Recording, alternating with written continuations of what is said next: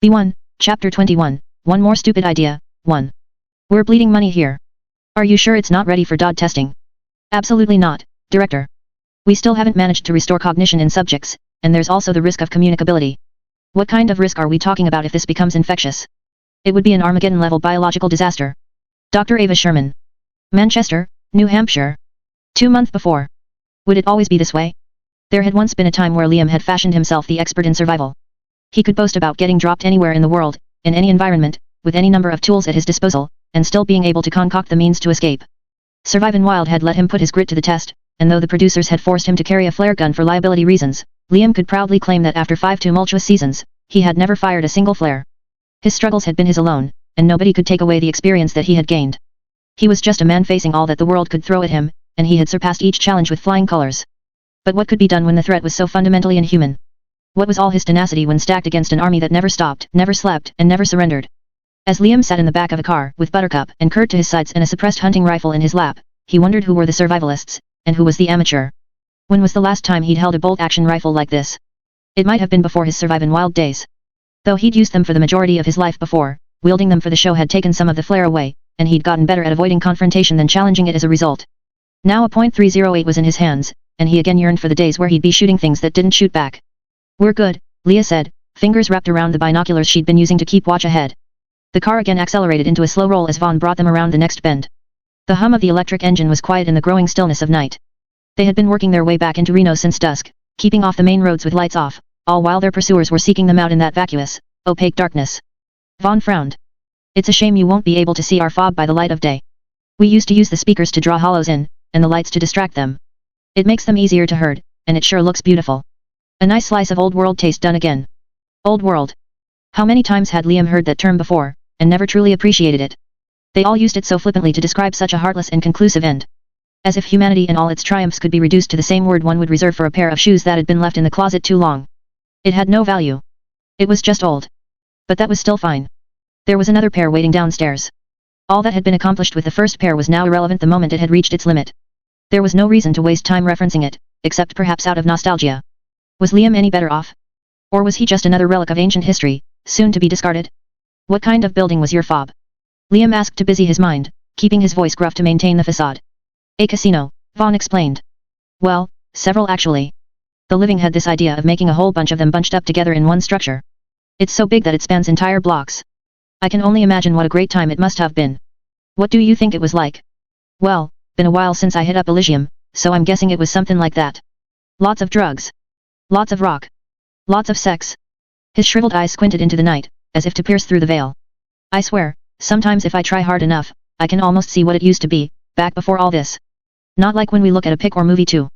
I'm talking like I was there, running around those halls with everyone else. But the Halloween truly is a tough bastard, and I know it's just my mind playing tricks on me." Liam smiled. "I remember the first casino I went to. Me and a couple of the guys ran off after work. Thought we'd try something different, and you can't exactly party when you're spending all day on some bloke's lawn. I was a landscaper back then, and didn't know half as much as I thought I did." He stared into the blackness too, and willed the memory into action. "It was a bloody miserable time. I'd never been anywhere near as drunk before, and with all the lights and the music, all I could think of by the end of the night was running away and finding my tent." He laughed.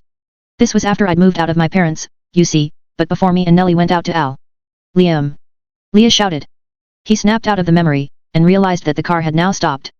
Vaughn was staring wide-eyed into the street, no doubt wondering how half that story could be true. Had Liam dropped the fake voice by mistake as well? Parents? Drunk? Couldn't have had those, unless... Mastermind lunged from Leah's lap and onto the wheel, and Leah drew her pistol. "Got control, Mum?" Mastermind shouted. "We still good, Vaughn?" she asked, the suppressor pressed against his skull. He sat bewildered for a moment, and then burst out in laughter. "Shit.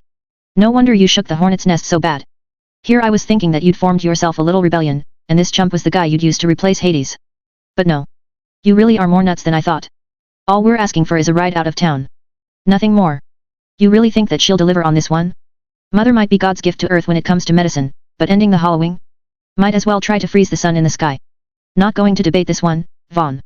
This is all we've got, so either get with the program or get out." The car rolled again. "Then I'd guess we'd better hurry up," Vaughn said with a grin. "Always wanted to see what was on the other side.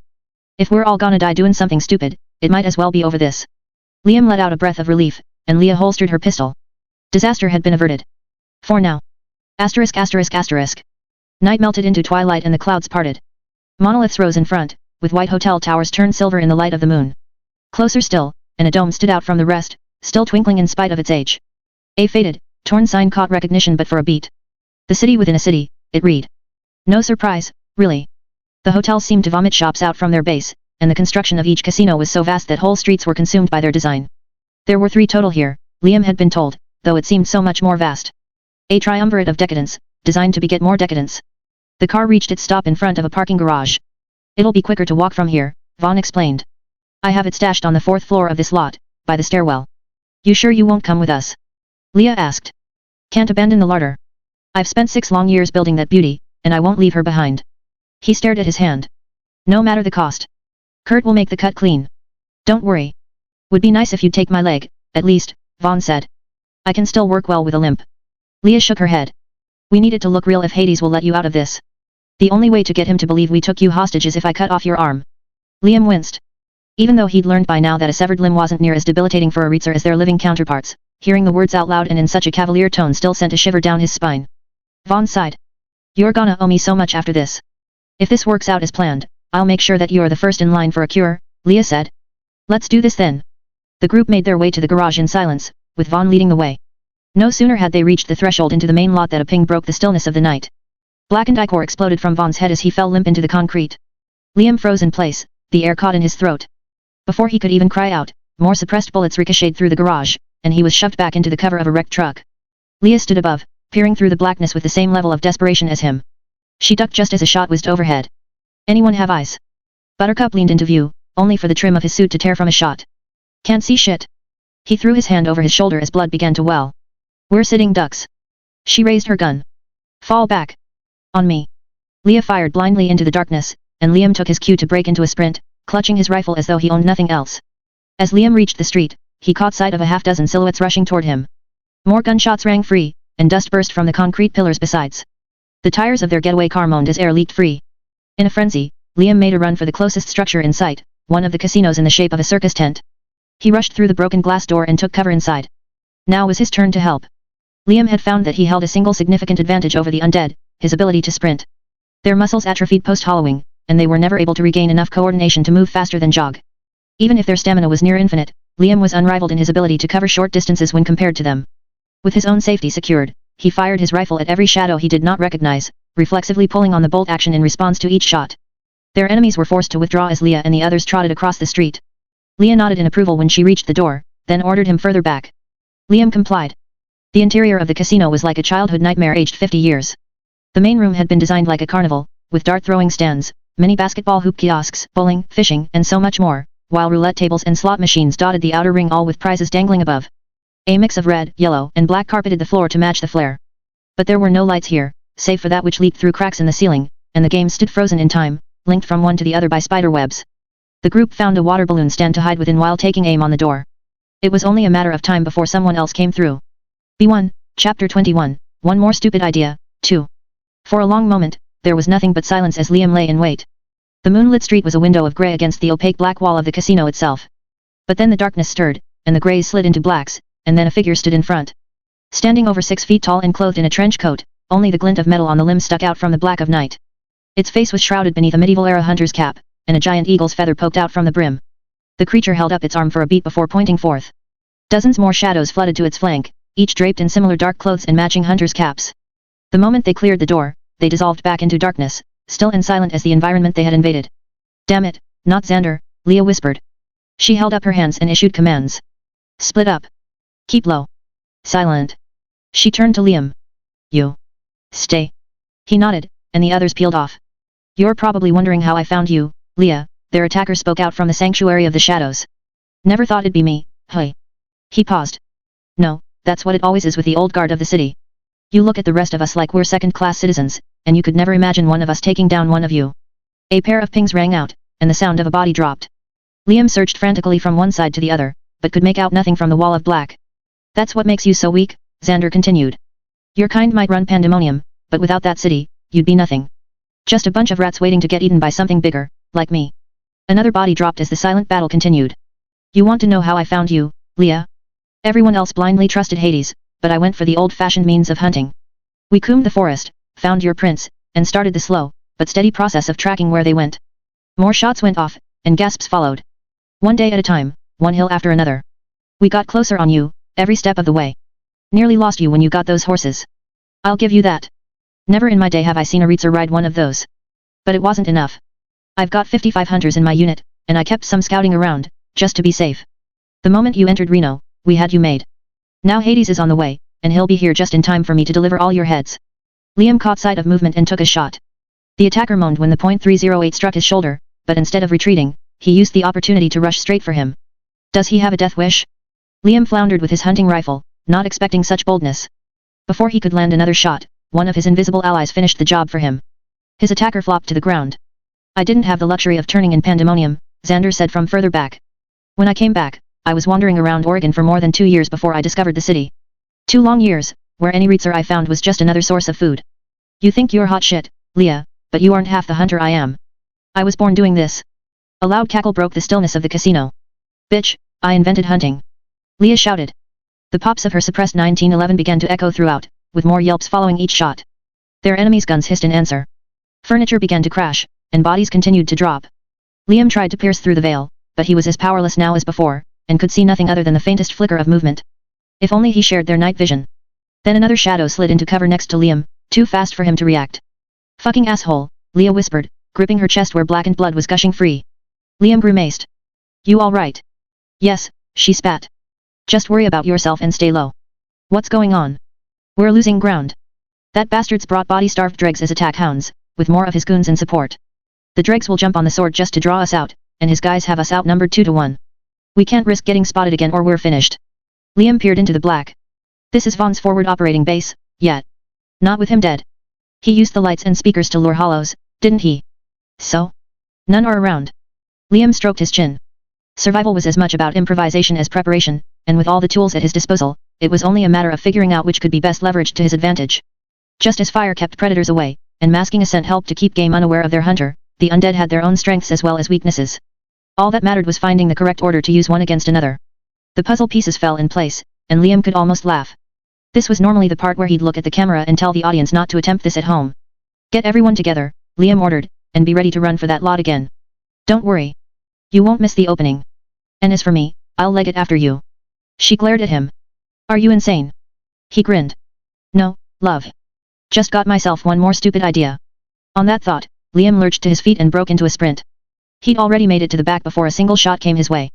By the time he'd entered the faculty office, the gunfire disappeared. He drew a flashlight and started searching the rooms. Where do you think he put it, Thirsty? There was no telling how much Vaughn had tinkered with the building or where he'd positioned those changes, but based on the pragmatism he had witnessed at the larder, it would not be substantially different from the original design. Liam had spent well over 6 months learning electrical systems so that he and Nellie could have Wi-Fi in Alaska, and had discovered that most systems followed a similar design. He just needed to find the switch room in this maze. Aha! Got the bastard. One hand-drawn arrow on the wall led to another, and within moments, Liam had found his prize. Vaughn had even painted a series of buttons to indicate which lever activated power, and which dealt with lights and sound, broken up by location.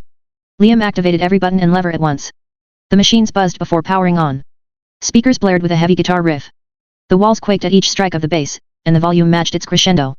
Lights started to flash, and Liam made his escape. There wouldn't be much time to utilize this diversion. He entered the main room and couldn't help but laugh. The casino was alive again, with lights blazing and music roaring over the sound of equipment. Slot machines were running, and carousels were moving. And in the center of it all, a group of frightened dregs were frozen like deer caught in headlights, their minds too weak to handle the sudden change in stimulation. Their handlers were similarly distressed, torn between reordering the dregs and themselves. Liam loaded the last of his cartridges into his rifle, now with the odds in his favor. He opened fire. The enemy hunters scrambled for cover, but they were as uncoordinated as their underlings. Half of them didn't realize where Liam was coming from, which only let him further advance without threat. When the return fire finally did come his way, the shots were sporadic and clumsy, as if his attackers had never held a gun before. His plan was working perfectly. Reitzers were durable, but they weren't adaptive. His living mind held the advantage here. Life was about change, whereas death was no more than stagnation. Now, the very trait that let them see better in the dark was blinding them in the light, and they'd be trapped this way far longer than him. The music entered its guitar solo and Liam again broke into a sprint. More bullets pattered the walls, but the exit was in sight, and he was almost free. A little further, and he would be out. Liam rushed into the street as the song hit its finale. Shots ricocheted into concrete, but they were powerless in stopping him now that he'd escaped the building. Liam. Leah shouted from the upper floors of the garage. Get to the entrance. We'll meet you there. She disappeared before he could respond. Liam broke into a deeper sprint. With any luck, he'd catch them just in time. The air got trapped in his lungs. Pain stabbed through his chest. He stumbled forth, but as he tried to suck more air in, his throat tightened without response. Another step and he nearly collapsed altogether. Liam gripped his chest and felt a fresh wave of agony. He blinked through the shock and studied his hand. It was coated in blood. His blood. Liam wheezed and tried to move through the gunshot wound, but his legs felt like lead, and his muscles were locked in place. All the energy had been drained, and he could no longer stay standing. He floundered to his knees and dropped his rifle. The pain was too much. He was going to die. Right here, right now, in this dingy little street. All this work he had put in, all this effort he had made, and it had been for nothing. Suddenly, he was yanked back to his feet. Get up, you bastard, Buttercup said with a wink. Don't you die on me. Not until you visit my sweet-ass brothel. Liam tried to laugh, but it turned into a cry halfway through. Buttercup was using his body as a shield against more bullets, and as the maelstrom of lead continued, they were able to limp to safety. He winced with each hit, but otherwise ignored the shots that struck him. A pickup truck rolled into view, going reverse. Leah threw down the back and held out her hand. Get in. Liam complied to the best of his abilities, with Leah and Mastermind yanking him in front, and Buttercup pushing from behind. He flopped onto the bed of the truck in one final act of strength. Leah reached for Buttercup next, but he grabbed too slow. His head burst in an explosion of ichor before collapsing into the pavement. Liam cried out, his pain doubled. Boom shakalaka. Hades screamed from afar. Liam could just see him at the edge of sight, standing on the top of a truck with that ridiculous cowboy hat and three-piece suit. He pulled off the hat and gave the group a salute, the smoke still spewing from the lever-action rifle he'd just fired. Leah shrieked, her eyes frenzied. She switched her M16 to full auto and braced her feet against the truck. Their vehicle began to accelerate again as she howled in rage, spraying a torrent of bullets in a vain attempt to bring Hades down. When each magazine hit its end, she tossed the spent one aside and replaced it with another. No matter how far they seemed to drift away, she kept her finger on the trigger. Liam's mind was starting to wander, and his vision blurred. His chest was on fire, and he wanted nothing other than to close his eyes and let it end. But he couldn't. As the truck rolled away, his sight fixed onto Buttercup, who'd sacrificed himself just to give Liam a chance. Another innocent soul lost in the war to keep him alive. Could he truly let that have been a waste? B1, Chapter 22, Funeral Rites, 1. They're outside, Father. Silence. Do you not see that God speaks to us, even now? You ask what we are without our souls? What we are without God's love? Well, brothers and sisters, I invite you all to look out that window and gaze upon the answer for yourselves. Father Elijah Campbell. Larkspur, Colorado. 20 days after. Death. It was the great equalizer between those alive and those undead. Though each had unique ways to prolong their existence, nothing could be done once either passed the invisible threshold in between. The undead might persist. They might consume the bodies of a million lesser creatures to keep their own functional. They might even stand strong until the sun burnt out and mountains eroded to dust. But there was no way to alter the irrevocable once it had been inflicted, nor any means to extend sentience once it had been whisked out. Thus, there was no greater fear among all creatures of the world than death. They avoided heights, predators, toxins. Their bodies were programmed to eat lest they wither, and their minds developed infinite aversions to all that could snuff out life. Who could be surprised by such a natural development? Death was the end of experience. The end of knowledge. The end of expression. As Leah stared at the pile of Buttercup's surviving gear, a worthwhile substitute for his body, she could think of nothing else than the finality of death. Why must all be so pitifully subservient to it? And so once again must we bid farewell to another irreplaceable soul, Mastermind said, continuing the eulogy. Buttercup wasn't the most intelligent of hunters. Hell, he was hardly a veteran of the craft, and was quite new to the game, all things considered. But that did not make him inept. No, no. None could deny his prowess. Even at the very end. Funerals were always strange. Unlike the old world, there were no families to call, nor next of kin to notify. Only the deceased's friends would come and pay homage. Religion had died with the living, so no scripture could be beckoned. Some funerals were even called when only rehallowing had occurred, as the death of a mind was considered comparable to a full purge, and on at least one occasion, the dead hunter rebuilt enough of his rest to call the rest of them out for assuming the worst. In the end, every funeral became a unique motley of rites and traditions, seldom holding any consistency at all. Thankfully, Mastermind had taken the reins since joining her crew, and he treated each event with respect, donning a tiny bow tie for this very one in an homage to their fallen brethren. The group stood in silence as he continued the eulogy. Kurt had removed his eye patch, and stared at Buttercup's effigy with a perpetual scowl. Leah kept her own arms crossed, leaned against a tree not far away. She'd sat through too many of these. Even Liam Fenix had forced himself to stand for the occasion, though his scalp was drenched in sweat, and he wheezed every so often. The wound had been stitched, but it was still fresh, and the smell of living blood was an aggravating distraction, and one that they each had to pretend wasn't triggering the hunger for them. At least the spot is nice. It was late in the afternoon now, almost a full day since Buttercup's death had been final, and the sun cast long streaks through the trees. A clean, Blue Pond lay in front, reflecting the pine-covered mountains that rose in the backdrop.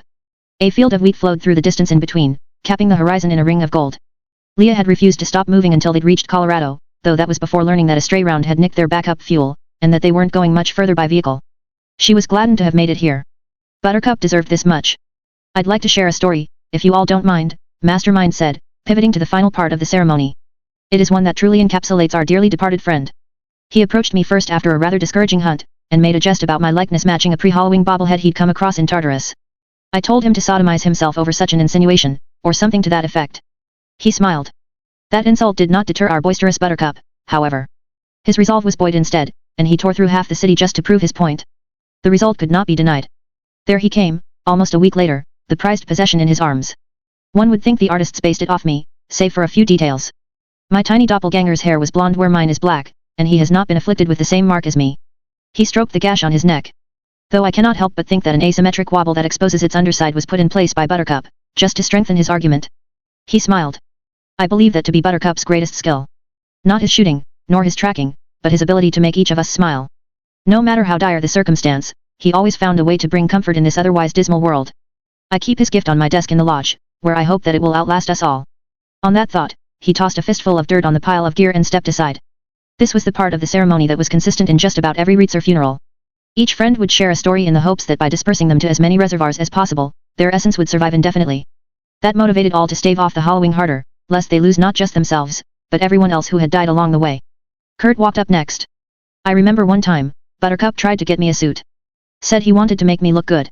Make me look flashy. Spent a dozen books to get one tailored for me. He grimaced. I hated everything about it. His eyes started to water. I'm gonna miss that bastard. He tossed his dirt and made room. Liam limped forth. Can't say I've known Buttercup as long as any of you. Can't say I've known any of this, really. I was never much of a people person, even before. But one thing I do know is a kind heart when I see one. Sure, he was a sardonic arse when he wanted to be, but that didn't stop the goodness he kept buried beneath. You want to know what he said to me in that final moment? That I wasn't allowed to die until I visited his brothel. Even then, even when we were truly fucked, all he could think about was getting me laid. He chuckled, made awkward with a cough. He could have stayed back and let me die. I don't think he cared about a cure half as much as the rest of us. But instead of walking away and letting fate play out, he was willing to sacrifice himself, not just for me, but for the hope that this nightmare might end, even if he couldn't be part of what came after. He turned to Mastermind. I think you're half right, mate. Sure, Buttercup was the type to make each of us smile, but if there's any lesson he's taught me more, it's that there is a lot more humanity buried in your kind than even you realize. Being human is much more than having a beating heart. It is about the acts of kindness that we each take. That is what separates us from animals, and if truth be told, I believe that all of you are much better people than anyone I have ever known. You will certainly see for yourselves when this is all over, and we can share a drink over our lost friend, Buttercup. He tossed his dirt, and the others nodded to the sentiment. They all looked to Leah next, but she felt sick. Give me a break. What the hell did Liam Fenix know of their kind? He was just another bullshitter saying what he thought they wanted to hear. She stormed off in silence.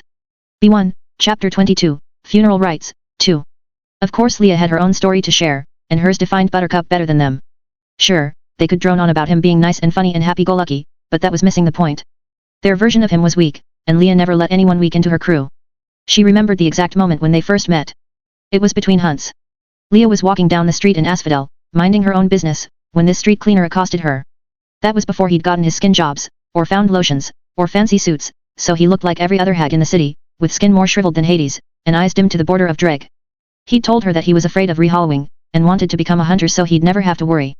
He said he'd give her every pick he owned, and that he'd do anything just for the chance. Leah told him to piss off.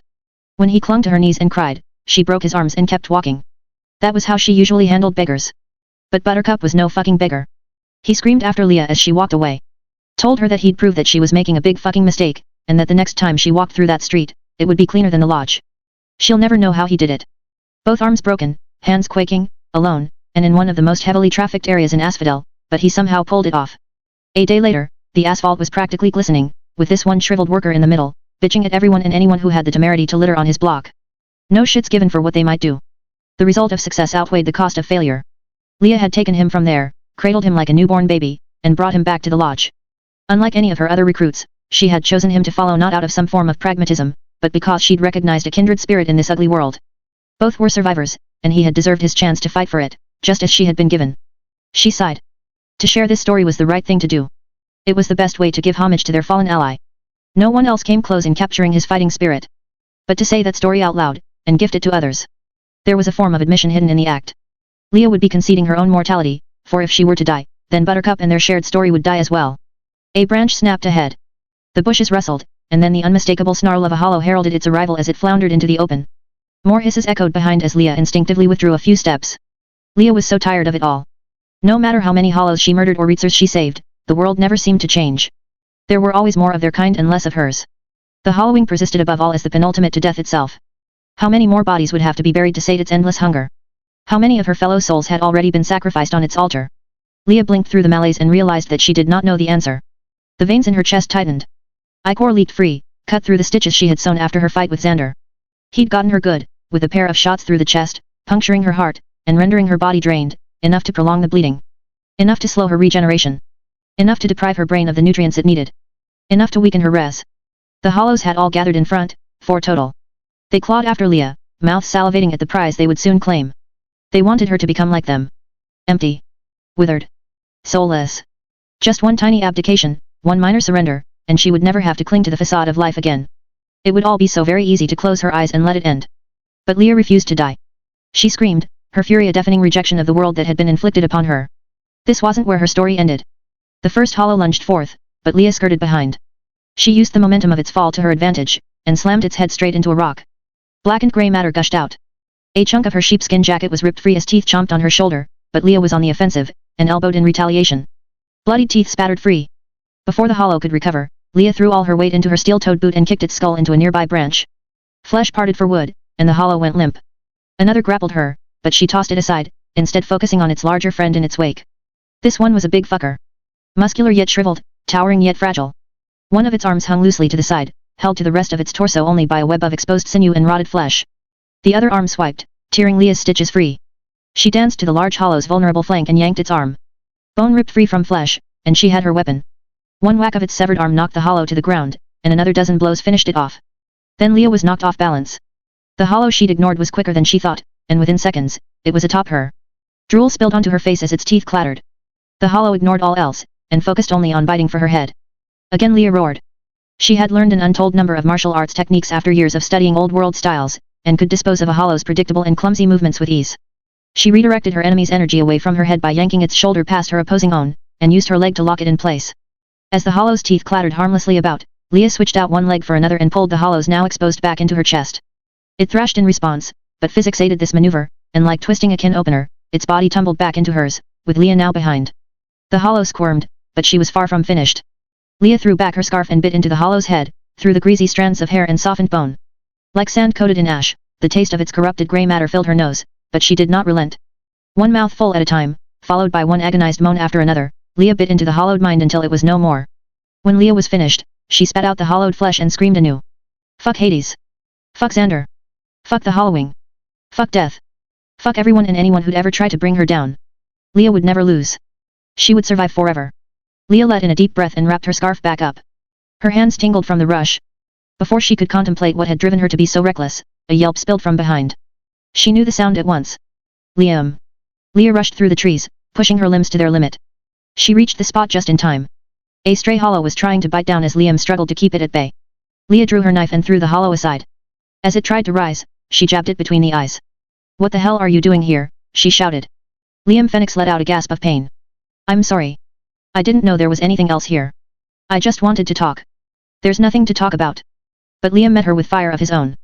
You think I don't know where we are? I've done 2 episodes in the Rockies, along with a celebrity one-shot. When were you going to tell me? Leah softened in spite of herself.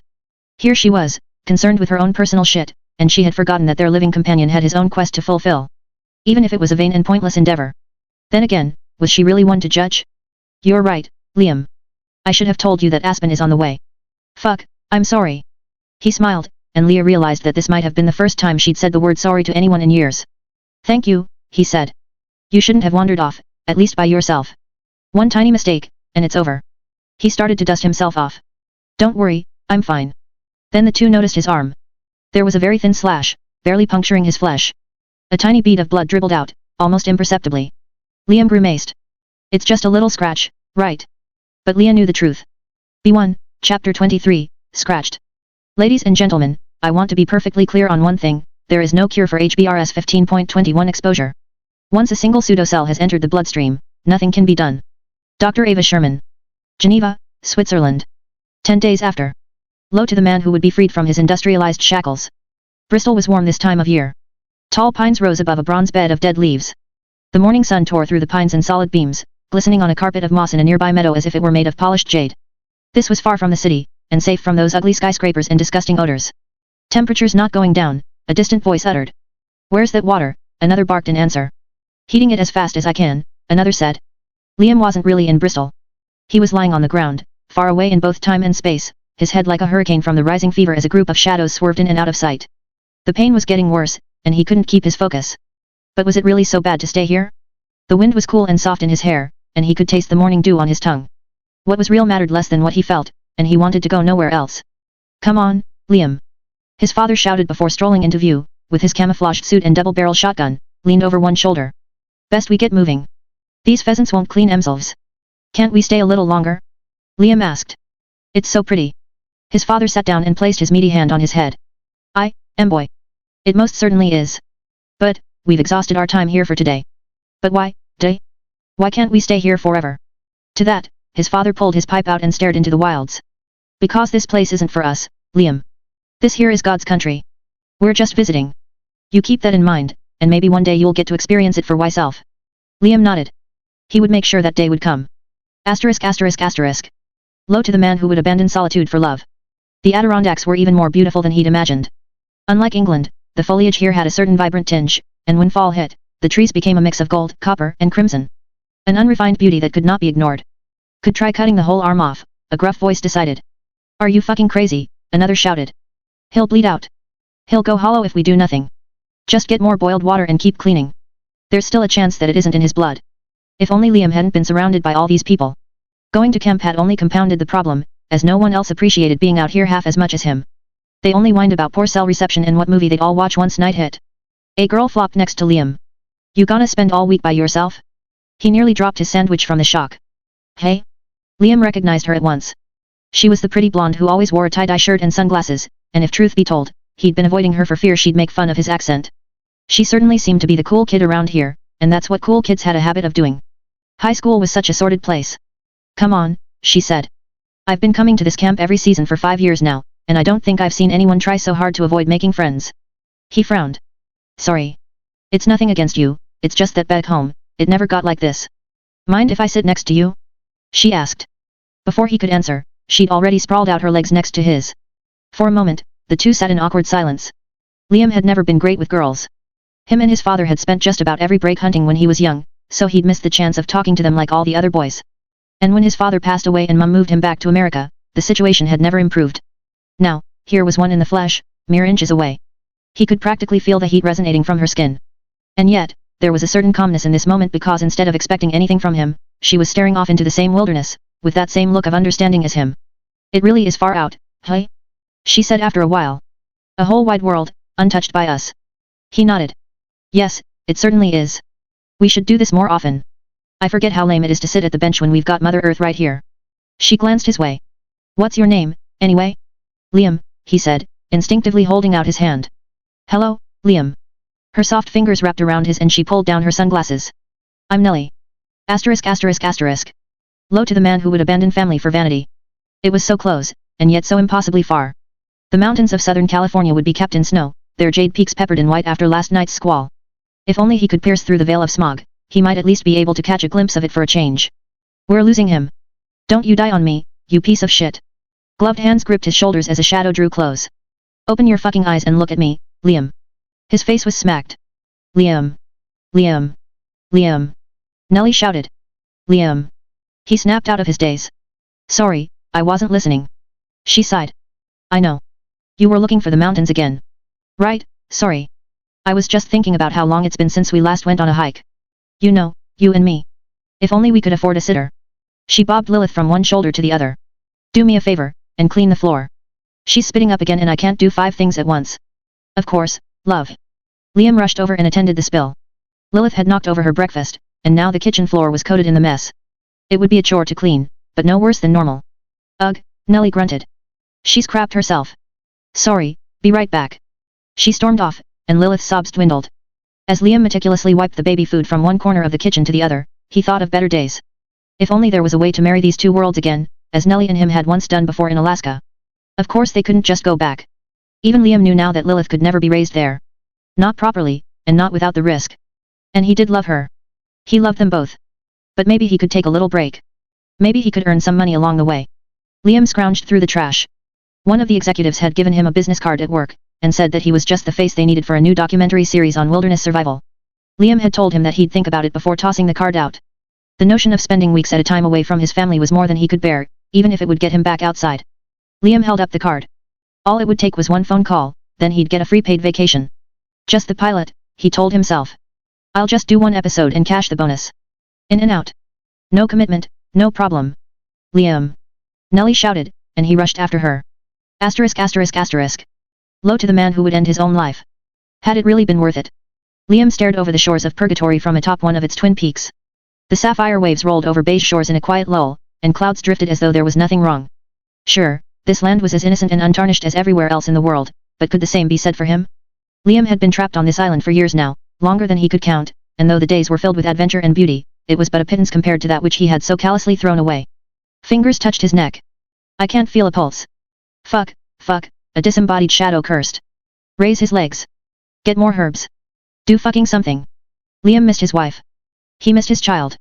He missed his friends, and his neighbors, and his camera crew, and all the experts who used to prep him before a show. Hell, he would have swam in a river of lava just to get yelled at by another producer. His father had been right.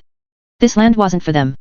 It was for God alone, and like Icarus to the sun, Liam had allowed himself to get too close. Now, he was burned. It's too late to save him. The only option left is to drain as much blood as we can. We have to trust that Mother can still derive a cure from that alone. And then what? We don't even have a cooler to store it. Anything we take will rot before we're halfway there.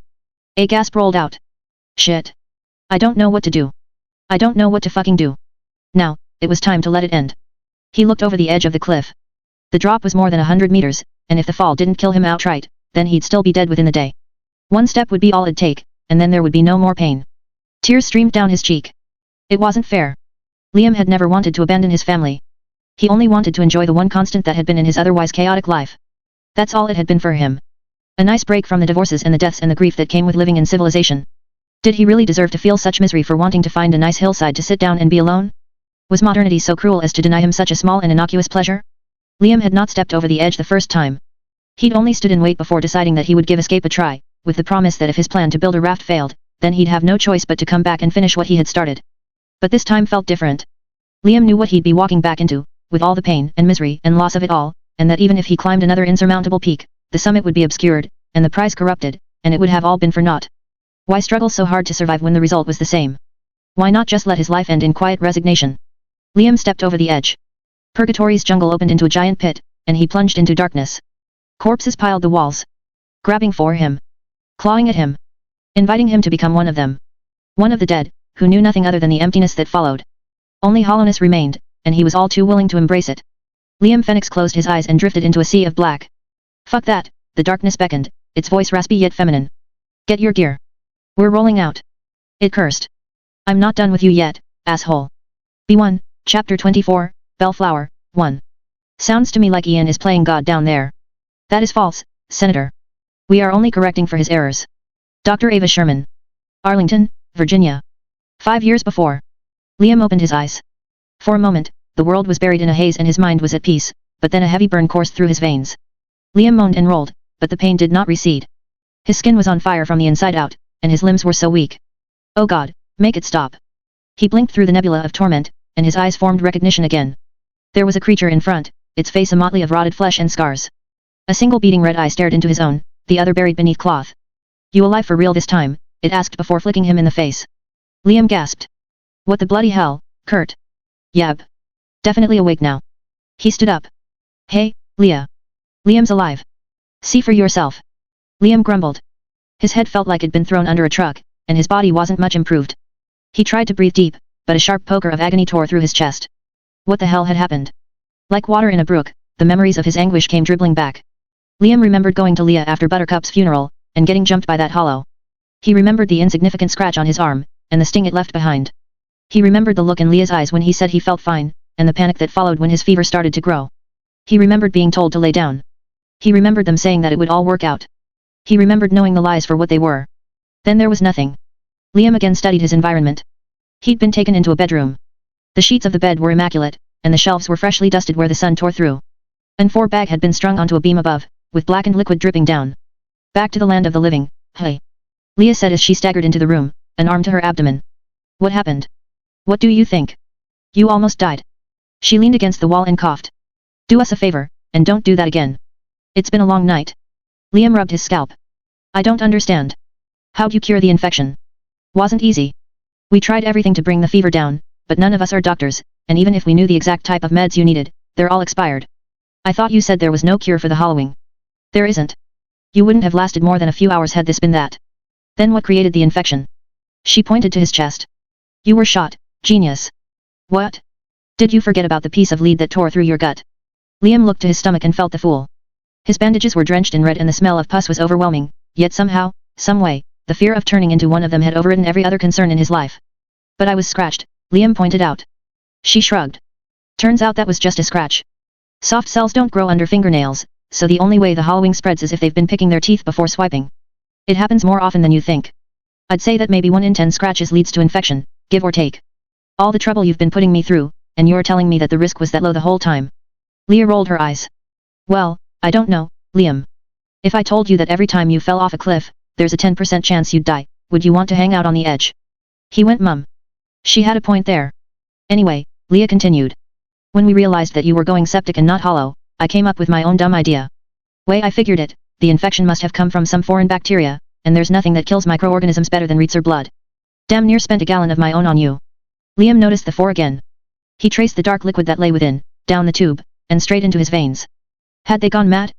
He yelped and tried to claw the tubing free, but Kurt anchored him in place. Relax, Leah said. I'm O-negative and we pasteurize the blood before use. Vaughn taught me the trick. If you cook it at the right temperature, soft cells die off, leaving only hard cells. Makes for good weed killer, though it probably would have murdered you outright if we'd left it alone, so Mastermind took my bad idea and made it good. He did some math and guesstimated the right amount we had to dilute my blood to keep your own from becoming too toxic. Next thing you know, we'd created our own homebrew antibiotic. Liam considered the miracle that had occurred. Do you have any idea the medicinal properties your blood must have to cure sepsis this quickly? She waved a hand. Don't get ahead of yourself. It was still a terrible idea. What we did was on par with injecting bleach to fight the flu. We could have fucked up the distillation and infected you anyway, or you could have died the moment my blood entered your veins. I don't think that Hail Mary would work a second time. Christ. He fell back into the pillow. All his energy was drained after thinking so much, and Liam wanted to go back to sleep.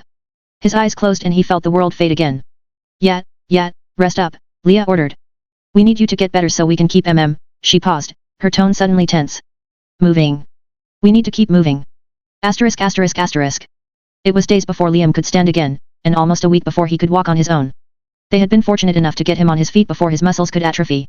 He was in far from stellar condition, but with the aid of a team of immortal superhumans at his beck and call, his recovery had gone far better than could be expected. The same couldn't be said for Leah, however. Draining her blood had created more problems than she had first let on, especially since she'd been wounded badly herself beforehand. What had started as a rare stutter became more frequent, and there was something particular unsettling every time it occurred. Liam had known his fair share of people who stuttered. This was different, as if her mind was seizing mid-sentence. Her once confident march had also slackened into a stumble the longer they walked, and her skin had blanched whiter than normal where it wasn't wrinkling in rot. With each passing day, she looked less human than the one before. But it was her eyes that really gave Liam pause. Where Leah had once had bright magenta irises that burned with ferocious intensity, they had thinned out like watered-down wine. The fire was down to embers, and only a glazed, withered soul remained. It didn't take a genius to see what was happening. The harrowing was a continuous process. Like the monsters that hunted them, it could be slowed, it could be stalled, and it could even be temporarily reversed, but it could never be stopped. Not even Leah could keep ahead of its crushing weight forever. It was only a matter of time before she hollowed for good. B1, Chapter 24, Bellflower, 2. Leah would never admit to what was happening to her mind, however. Her temper flared whenever anyone dared to question her cognizance, and she still chose to maintain a facade of leadership, refusing to hear otherwise. Even when her roots lost them progress, or she mistook hollow tracks for deer and had to be corrected, Leah wrote those errors off as originating from others, and not from her own mental degeneration. No one could convince her otherwise, not even Mastermind. As the days wore on, the weight of their travel started to become too much. Liam had initially forewent his own desires to ensure they made it to Aspen. Now that he'd been informed that Cheyenne was their next destination, he knew enough about geography to know that they were almost certain to go right through it. But as his leg slipped on a rock and his wound burned anew, Liam chose to take his stand. He perched onto the nearest moss-covered stone that looked comfortable, pulled out thirsty, and started enjoying the ambience. It was midday, and they'd been flirting with the edge of the treeline. Pines had given way to shrubs, obstinately fighting the wind. The air was cooler at least, as the summer was on its last legs, and fall was starting to settle in. Kurt loomed close and held out a supportive hand. Come on. You've got this. I'm fine, mate, Liam said. Best you go on without me. He frowned. You know I can't do that. Then you might as well wait with me. They'll be doubling back soon enough, whether we're with them or not. As if she'd heard his slight, Leah spun around from her position several hundred meters in front. She waved him forth. It seemed an appropriate time for revelry, so Liam raised thirsty and gave her an exaggerated cheers. He didn't need to see her face to feel the aggression, even this far away. Leah made the long walk back, with Mastermind following timidly behind. Get up, she ordered. Don't see a reason. He squinted into the distance and pointed to the next ridge. See how that rock hooks up on the top? That's actually a bit of an optical illusion from our distance. We're looking at a boulder that I'd say is about 20 meters tall, and it's blocking the path you want us to go through. We'll be fine. Kurt will just give the rest of us a boost. Sure, we could try that again, but it's hardly a good idea in my condition, and will be that much harder once it starts raining and the rocks get sleek. She furrowed her brow. Are you kidding me? It's fine out. Of course. You're right, love. How foolish of me. Liam rubbed his nose and looked into the horizon. There are those ugly clouds over there however, and with the direction the wind is blowing, I'm guessing they'll be on top of us within the hour. It's gonna be another heavy squall by the looks of it, just like yesterday. Leah stared dully off into the distance, and doubt bled through her otherwise confident veneer. Liam smiled. But who knows? Maybe I've got this one wrong. Could be that an hour from now, you'll get to mock me for wasting a bit of time, yet. Leah grunted. No, I knew those were coming. We just have to move faster. Stop being lazy. You can't be serious, he turned to the others. What? Are either of you not going to step in and put a stop to this lunacy, or is it just going to be me? Kurt began to reorganize his pack as if he hadn't heard, and Mastermind shuffled his feet in the dirt. Come on, Liam said. You both know I'm right. Perhaps we should consider alternatives, Mastermind said, his tone weak. Leah glared at him, but he stood his ground. We would be remiss to force such an unnecessary risk and fail. Yet, boss, Kurt said. Let's not make this harder than it has to be. No, Leah snapped. We have to keep moving. Can't stop. Please reconsider, Mastermind said, his confidence growing. I don't think it's a good idea given what's happening to you. And what's that? Mastermind averted his gaze. We can all see it, Liam said. You're rehollowing, whether you admit it or not. It's affecting your mind. She curled her fists. I'm fucking F. She paused. Fine. I'm fine. Don't act like you know shit about MME. She turned away, as if the stutters had not occurred. Mastermind tugged on her arm. You must slow down, Leah.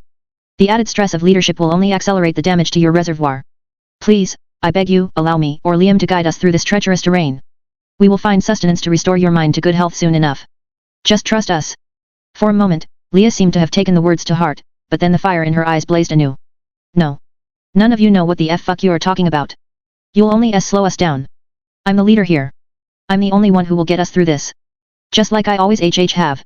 And I won't let any of you get in the way. I won't let you make me weak. Is that fucking understood?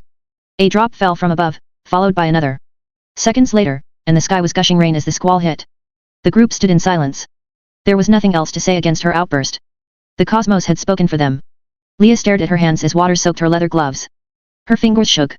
The selfish part of Liam wanted to claim vindication, but empathy had won the day, and so all he could do was sit and wait with everyone else. Leah stormed off without saying a word. The squall grew in force, but she ignored the rain and instead focused on a nearby bellflower. She stroked its lilac petals in admiration. Do you want to know the story of how we started calling ourselves Reetzers? She asked, no longer fighting the stutter. I remember it like it was yesterday. It started with Hades, just like everything else. Can't just call ourselves zombies like a bunch of casuals, he'd said. Gotta be more creative than that. Everything was on the table. Zeds, alphas, omegas, thinkers, deaders. You name it. We all wanted to leave our mark in this new world. She plucked the flower. That's when Mother T told us about the reservoir. It all began at the res, she explained.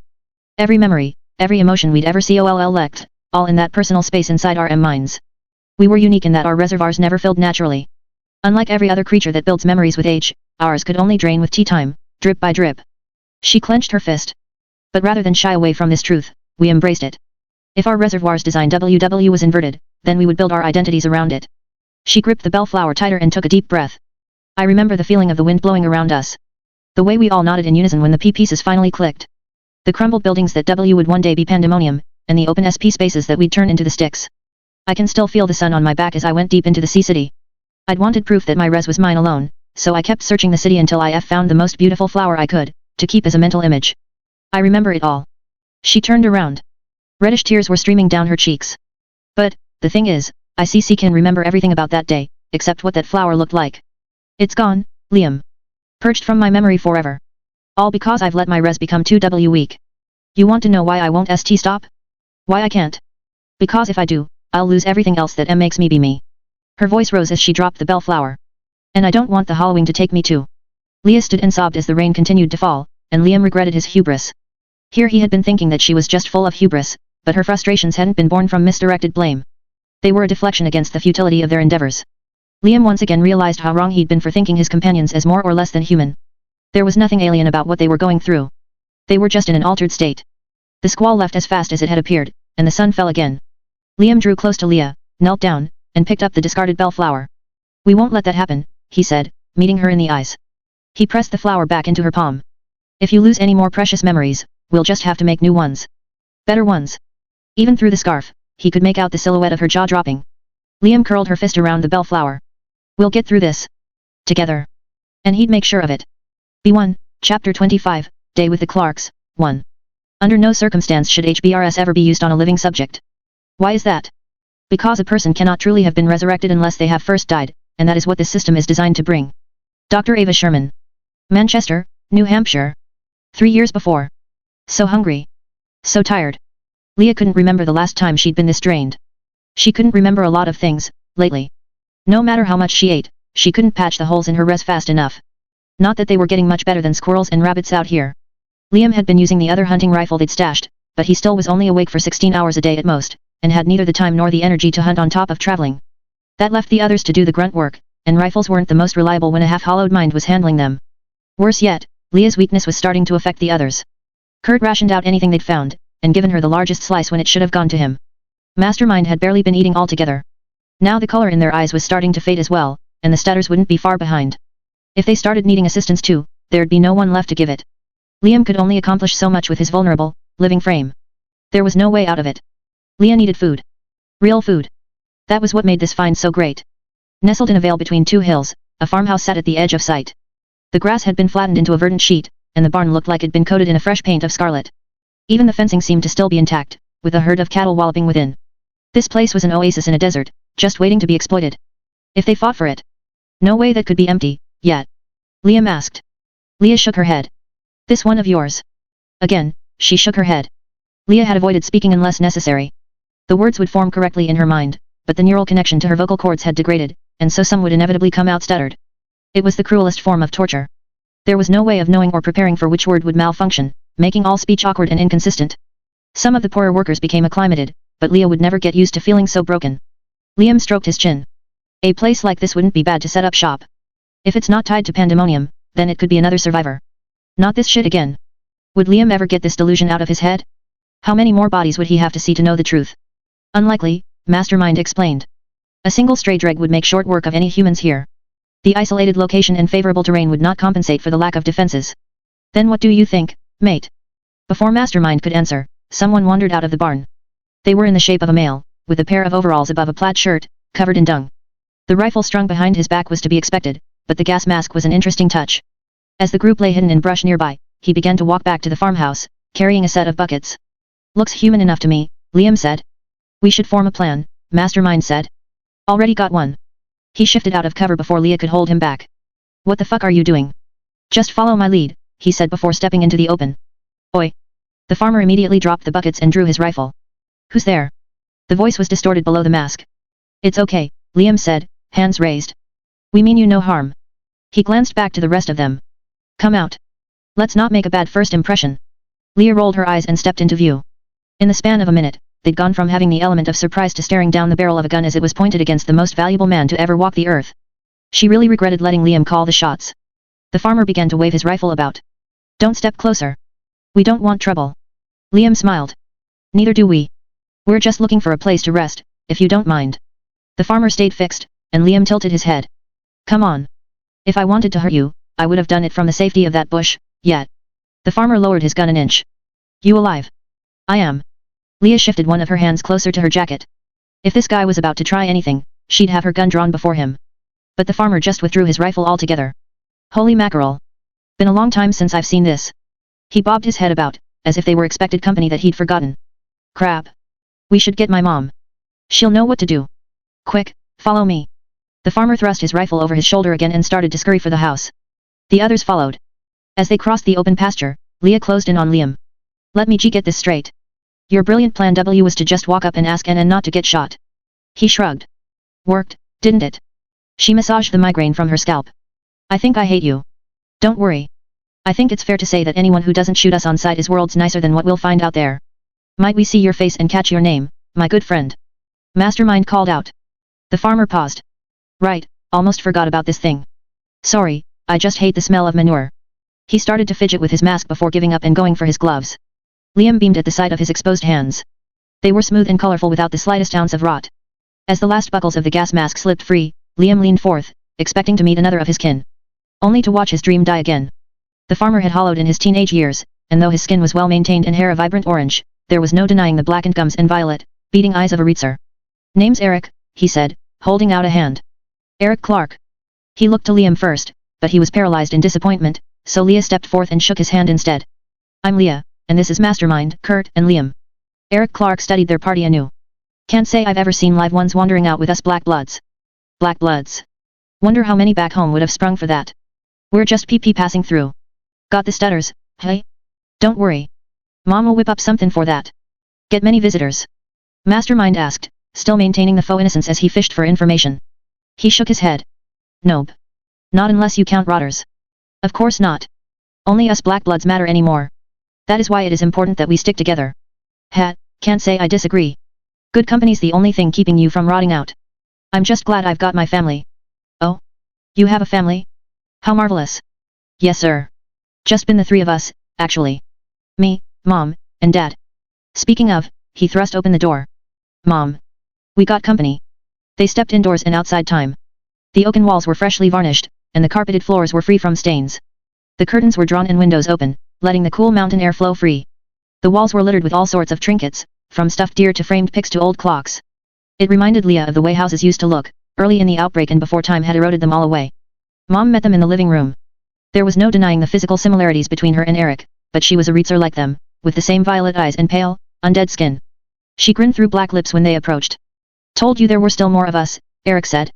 Well, I'll be damned. She took a step closer to Liam and stared in his eyes. And this one's still got a heartbeat too. Leah interposed herself between the two. Careful. She frowned. I'm sorry, where are my manners? My name is Barbara, and I promise to not let him get too close. Don't worry so much, Leah, Liam said. Barbara here doesn't look like the biting type. Isn't that right? She chuckled. Not for you, dear. Life's a precious thing these days. She waved them further in. Come on in and make yourselves comfortable. We don't let the end of the world get in the way of good manners around here. The crew found a place to put their baggage while Barbara got them food.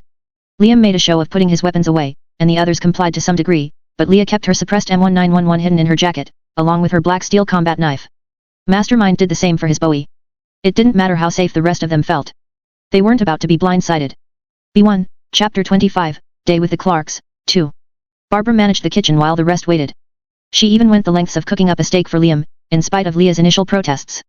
To her credit, it was impressive how effectively Barbara prepared a meal for Liam safely. She wore gloves and a mask throughout the process, and sterilized all her utensils between use. Barbara moved meticulously from start to finish, and by the end, Leah suspected that she'd done this thousands of times before. Hope you don't mind the smell, she said to Liam as everyone gathered for a meal together. Though I'm guessing this isn't the first black blood dinner you've attended. Leah gave her own plate a whiff. Not bad. Bloody beef with raw egg, heavily spiced, with a slice of cow's brain on the side, coated in sauce. The hunger burned anew, and for the first time in weeks, she wouldn't be forced to ignore it completely. Hold on, Barbara said. We have to say grace. She put her hands on the table and knelt her head. The others played along, save for Kurt, who nervously glanced to Leah for answers until she gave him the nod of approval. It wasn't surprising.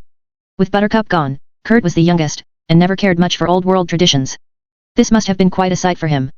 Blessed be our Lord, and this, thy meal, Barbara began. Gotta love enclaves. Nothing prevented a dreg from becoming a Reitzer on their own, and Pandemonium's hunters could only explore so much of the world. When more than one Reitzer came about, they'd form their own little enclaves, beholden to none but themselves.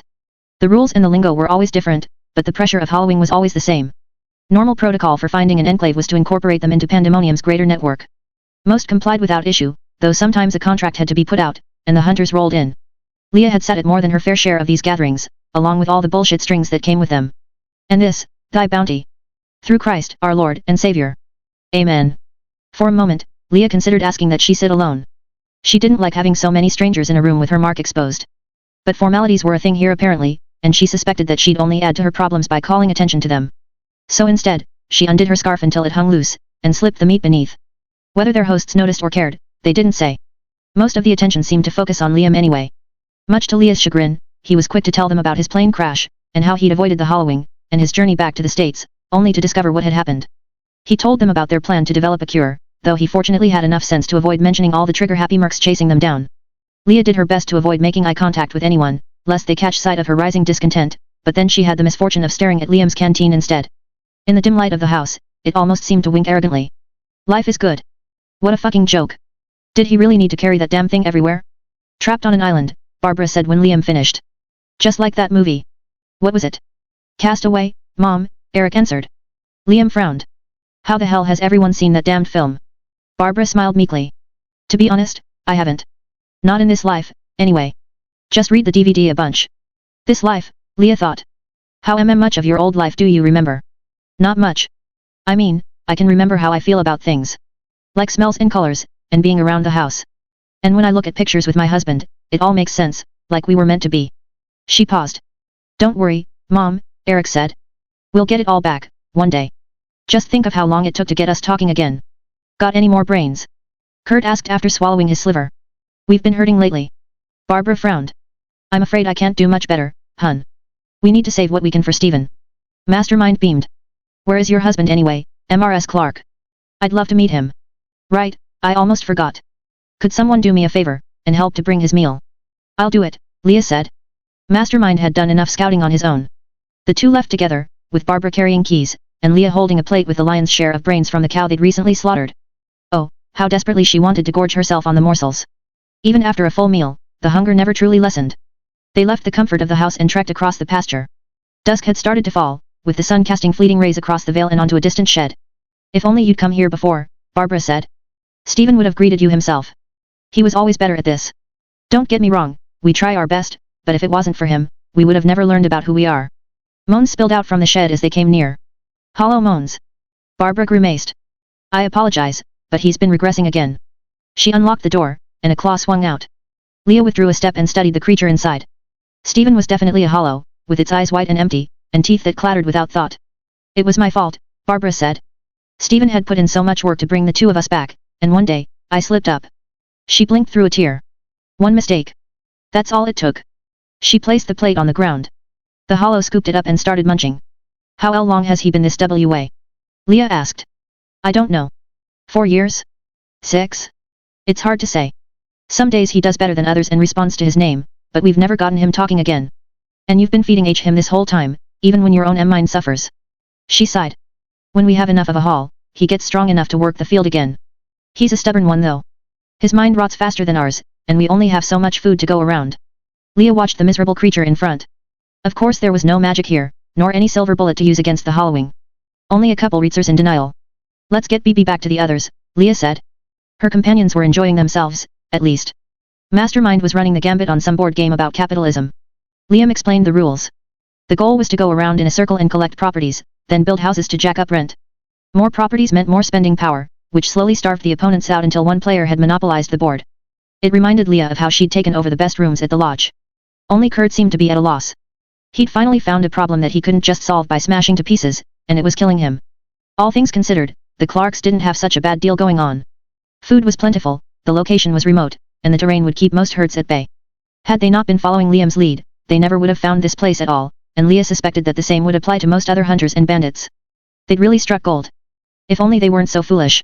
Barbara and Eric had clung to the idea that they were family so hard that, as the night progressed, they started to regurgitate stories of their former lives as though they were theirs, even though they were only told to them by Stephen. Worse yet, Liam was falling into the same trap, and was no doubt wondering if he could do the same for his dead wife and daughter. Another argument I'll have to weather. By the end of the evening, Barbara had sterilized a bed for Liam, and gotten the rest of them fresh clothes. A new pair of jeans and underwear was nice, but Leah kept her sheepskin jacket and shirt anyway. There was too much utility to toss either to the wayside. When all was said and done, Leah found herself back alone with Barbara in the kitchen, cleaning dishes. I apologize that we have to spend the night, Leah said. You know the living in their sleep. Barbara grinned. It's no problem. None at all. The extra hands are always nice. She paused. Which, I've been meaning to ask. Here it comes. What is it, Barbara? Maybe one of you could stay a little more while the rest go east? I know we look like we're doing well, but it's getting harder and harder. Heck, lately I've been fighting the stutters myself. Leah wasn't surprised. There was a reason that most enclaves seldom survived for long. Projects became trivial when an infinite number of bodies could be thrown at them, and pandemonium offered labor without end. But the same couldn't be said for operations this small, especially when so much effort was wasted. Could F feed your husband less? Leah suggested. But then he'll never get better, she said. If that's what you tell yourself. I understand, and I'll see what I can do. Barbara smiled. It was a lie, just like everything else here. Stephen was dead, regardless of what they believed. Less than 1 in 10 hollows were capable of forming a res strong enough to become a reitzer. Most lacked the compatible genetics that HBRS 15.21 required to form a true resurrection, especially after being hollowed so long. From the look of things, Stephen was not part of the blessed minority. And even if they somehow managed to bridge that gap, the human they'd known before was gone, just like the humans they'd once been. Whether they wanted to accept it or not, their old lives had ended the moment they'd been inflicted with this curse. Leah would never understand why these two went to such lengths to delude themselves. In their effort to cling to their pre-hollowed lives, the Clarks had accomplished nothing other than solidify their own weakness. Their stories, their names, their souls. All self-inflicted deceptions. There had once been a family named the Clarks living here, but they were no more. Only imitations remained. Naive pantomimes afraid of embracing their true selves. It would have been sad if it wasn't so pathetic. What was Leah to do? They had found this treasure trove by trusting in Liam's judgment, but if he was left to his own devices now, they'd gain nothing more here. Then Leah would be back in the wilds, slowly feeling her own light fade. The hollowing wouldn't care how polite or acquiescent or positive she'd been. It would still do what it always had, and drain her reservoir out, one memory after the next until there were none left. Leah closed her eyes and embraced a moment of dark serenity. She'd pushed her own res to the brink on this one, and played this game as far as it could go, but there was no way out of where this would end. A few years, a few months. It didn't matter. Barbara and Eric were destined to die, whether by hollowing or an ill twist of fate. Their story was tethered to the enclave they'd built, and nothing could be done to save it from its inevitable collapse. What was the point of joining in their sacrifice? Why let antiquated morality get in the way when the stakes were so high? Leah had her own story to consider, and she did not want to die. You want us to get more pillows for Liam? Barbara suddenly asked. She still had that dumb, innocent smile. Leah drew her knife in silence. Asterisk asterisk asterisk. The group continued their trek down the dirt path as the morning sun fell. Liam began to stir from within the cart. It had been the best spot to place him on their way out the night before. On Leah's orders, of course. Liam yawned. We leave already. No reason to stay, Leah said, her words now unwavering. We have a lot of ground to make up for. What about the Clarks? Mastermind and Kurt looked away, but Leah met his gaze. They're fine. Let us borrow their cart and everything. You were right. They couldn't have been nicer folks. Oh, Liam said, deflated. I didn't get to say goodbye. I did it for you. Liam limbered out of the cart and grabbed his pack. The group continued, and Leah shifted her attention back to the road. You sound better, Liam pointed out. Did you manage to get more food from them, after all? Yes, Leah answered. They gave me everything I needed. B1, Chapter 26, Aspen, 1. This newest discovery may be our greatest hope yet. We're calling him the Father. He is an infected priest found outside Larkspur whose heightened intelligence has persisted. Further study may show us how to reverse HBRS 15.21, or at least control its effects. I will personally examine him. Dr. Ava Sherman. Cheyenne Mountain, Colorado. 3 months after. You don't have to do this, Nellie said. Liam shoved his plastic green canteen into the bag. Have you seen the flares? Liam, please. He dug through their prepper closet with a grunt. Leave it to Nellie to move my stuff around. Was it really so hard to just keep things where they were? The car will be here soon, he explained. If I'm not out that door and on my way to Santa Monica when it arrives, they're going to lock down the airport for good, then there will be no way I'll crack the world record before the premiere. She stood obstinate. This has nothing to do with breaking any records. World's fastest single-man aerial circumnavigation. Seriously? The studios added so many extra qualifiers that they might as well just say that you are the only person anyone's thrown a bucket of money at in the last decade. It's all mass marketing. He grimaced. I agree that it's not as romantic as we first thought, but look on the bright side. I never thought I'd fly my own plane until a year ago, and now I'll get to put my little stamp in the history books too. Is that all this is? You getting to say Liam Fenix isn't just a TV celebrity and respected survivalist, but also the fastest man to cross the globe? Don't forget to check out season 5. Oh, bugger off, Nellie. That's not what I meant, and you know it. She sighed. I don't know what to believe anymore. Liam rubbed his eyes. He could feel the argument coming. It was always about the same things. How he wasn't home enough, and that she wanted more intimacy, and that Lilith was growing up without a father, and all sorts of other nonsense. There simply wasn't enough time to rehash this mess yet again. He took a deep breath. I know the last few weeks have been a whirlwind, especially with the stuff happening out east, but we've almost made it through.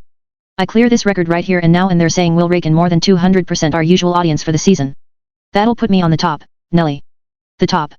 We're talking late night talk show appearances, book deals, documentaries about our time in Alaska, and tens of millions of dollars rolling in. He glanced around their crumbling mess of a kitchen. That'll be enough to finally pack up from this dump, once and for all. This dump was my mother's, remember? You know what I'm trying to say. Her eyes welled. I do, and that's what makes this so hard. She blinked a tear away. I want a divorce. As if a hot poker had been rammed through his heart, Liam stumbled back and dropped his bag. Sure, they had been having their foibles. Every marriage had. But of all the shouting and slammed doors and passive-aggressive calls, Nellie had never come anywhere close to this. You can't be serious, Liam said. Why would you say something like that? Because this isn't a marriage.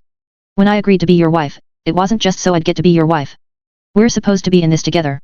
A car horn beeped outside, but Liam barely heard. We still are, Nellie. No, we aren't. These past few years, you've run off every chance you could, and you've never once considered what I wanted. Of course I have. Why do you think I'm doing all of this? It's all for you, Nellie. You and Lilith. With all the money and the people I can hire with it, we'll finally be able to break back out of this damned city and all its responsibilities, once and for all. Back out into the country, where we belong. That's what we want, yet. But she only hardened. See? You're only proving my point. That's what you want, Liam. Not us. Lilith starts first grade in a week. All she cares about is getting through her first day without crying. All I care about is making sure that happens. Where are you in all this? She grit her teeth.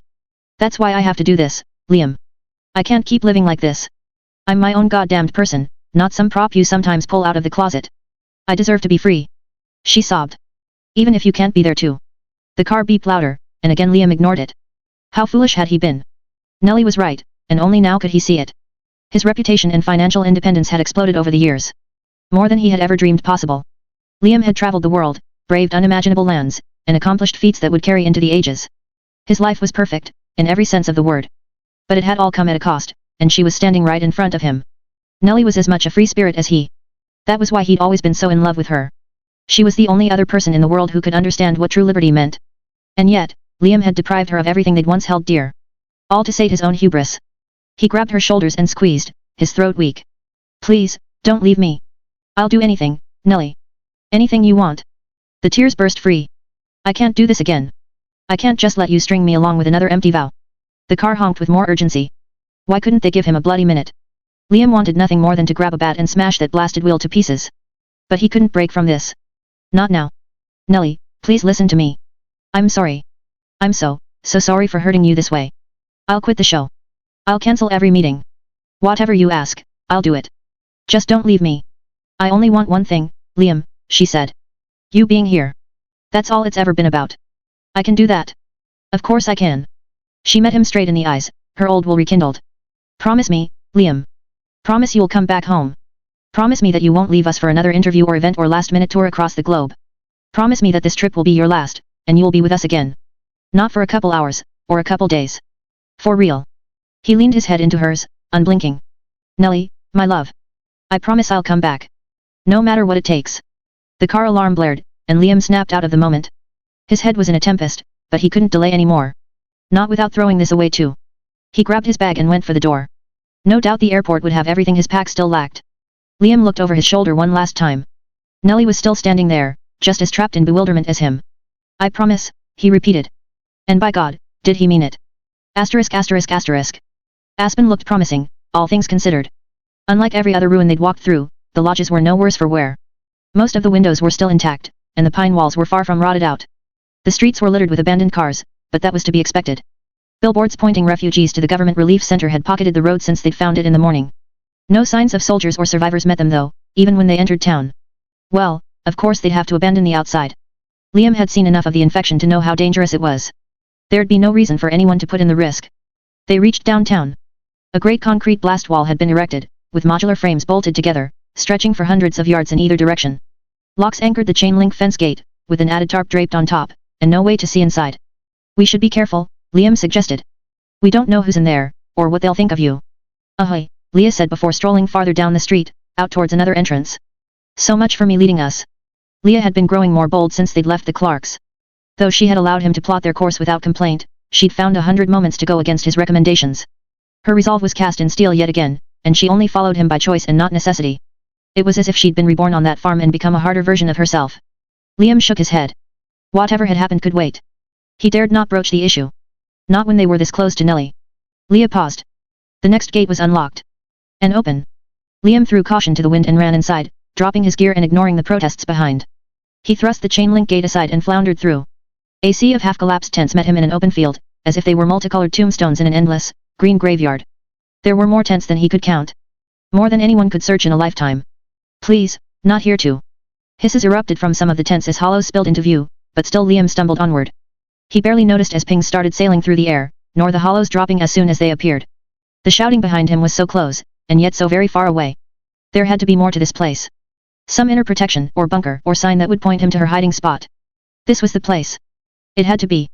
As the last of the hollows died, Liam closed his eyes and took a long, deep breath. His mind found a semblance of clarity. We should look around. For what?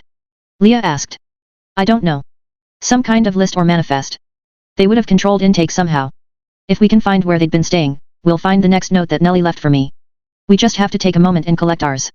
Look around you. Leah shouted. You think this is just another stop on the road? No, Liam. This is where it ends. She's dead. But Liam only shook his head. No. You don't know her like I do. She'd make it through this. She'd find a way out. We just have to figure out where she went next. He looked to Mastermind and Kurt for support, but neither were willing to face him. Leah laughed, deep and malicious. You know what you are, Liam? Just a fucking ghost that's chasing ghosts. Nellie's dead. She's been dead this whole time. Little Lilith too. They both died, just like every other person you've ever known. Get the fuck over it already. Liam matched her laugh with his raucous own. Could she not see her own blindness? Then point out the body, yet? Show me exactly where she died, if you're so brilliant. I want to see your proof. You want to see proof? Sure, I'll show you what happened to them. She rifled through Liam's pack and pulled out Thirsty. Before he could ask what she was doing, she placed his canteen on the ground and stomped a foot. Thirsty shattered to pieces. There. Dead. Liam fell to his knees, and the air caught in his throat. Thirsty had been with him since the beginning. He had been his best friend, his sole companion throughout this nightmarish journey. Not you, mate. I can't lose you too. If even Thirsty was gone. What hope was left? And Leah still towered above, her demonic glare gleeful over the victory she had claimed. Liam made his charge with a roar. He did not care about what came next, only that she felt his pain. She deserved to suffer as he had. His body struck her lithe form before Leah could react, and both rocketed below. A crack reverberated out as her skull struck the dirt. Leah dragged a hand behind her head. She looked in horror as her gloved fingers came back coated in ichor. Liam snapped out of his delirium, realizing what he'd done. I'm sorry. I didn't mean to do that. But her eyes twisted into madness, and Liam's body seized as she struck his wounded chest with her other fist. In a flash, her leg slid out from under his and around an arm. The burn was heavy as the force of her thighs wrenched it out of place, and then Liam was on his back, with her on top. Stop this lunacy at once. Mastermind shouted. You think you're the one who survives? Leah screamed. She punched him in the jaw. I'm the one who makes it. Not you. I'm the one who kills instead of dies. Blows flew down from above as Liam lay powerless. The pain in his chest was crippling, and his arms were locked in place from her pin. The light flashed each time his head struck the ground, but still she did not relent. Then Leah changed tactics and pressed both arms into his neck. Liam gasped for air and came up short. Each second pressed against the next, and her eyes burned with ferocious intensity, even as his vision faded. Oh God, she's going to kill me. Another few seconds, and it was over. B1, Chapter 26, Aspen, 2. With a yelp, Leah was suddenly yanked away. Liam coughed out a mouthful of bile and sucked in fresh air. The strangulation-induced blurs faded a beat. Like a child gripped by a bear, Leah dangled helplessly against Kit's massive fist. He pressed his palm around her throat and held her head up high. One squeeze and it's over, boss. She gasped. What the fuck are you doing? No, Leah. What are you doing? We're supposed to be helping Liam, not killing him. He almost killed me. Yeah, after you goaded him. Seems where I'm standing that you got what was coming. Again Leah tried to wriggle free, and again she failed. You fucking bastard. After everything I've done for you. And I'll never forget. He pulled her in an inch. Doesn't mean I won't kill you, right here and now. He thrust her into the ruins of a nearby tent, then held out a hand for Liam. Come on. Get up. Liam embraced his arm and limbered to his feet. Part of him couldn't believe what had just happened. All the time that they'd been together, and he'd never seen Kurt rebel against her in the slightest. Leah stayed where she'd landed, as crippled with the shock as the rest of them. Why, she begged. To that, Kurt grinned. Here we are, trapped in the amber of the moment. There is no why. Liam stared at him sideways. Kurt, that was surprisingly poetic. He shrugged. I read it in a book. Leah still laid in place, even as the others moved against her. Liam scooped up her suppressed 1911 that she'd lost during their confrontation, and aimed straight for her head. When Mastermind drew his own MP5 and did the same, she didn't even flinch. She just sat and stared as the inconceivable unfolded. The group stood in silence, their weapons trained on her. Whatever could have been said about the camaraderie they'd shared had all but evaporated. This wasn't some simple misunderstanding. Leah would have killed Liam had Kurt not stepped in. The burn in his throat stood as a constant reminder to how close of a call it had been. Go on and ask it, Leah said, staring into the barrel of her 1911 with unblinking eyes. We both know what you're thinking. What did you do to the Clarks? Liam asked. He needed to hear the words out loud. I hunted them. Started with the woman. Jabbed her straight in the eye. The kid didn't put up a fight either, though it helped that he never saw me coming. How could you do that to them? They helped us. Clothed us. Fed us. And then they died, and I did not. I am a survivor. That's what separates me from them, and me from you. She looked to each of her companions. Sure, you can all act tough now, but who else would have done what was necessary? Who would have had the strength to turn our hosts into sustenance? Last I checked, each of you just sat by and let it happen. She narrowed her gaze.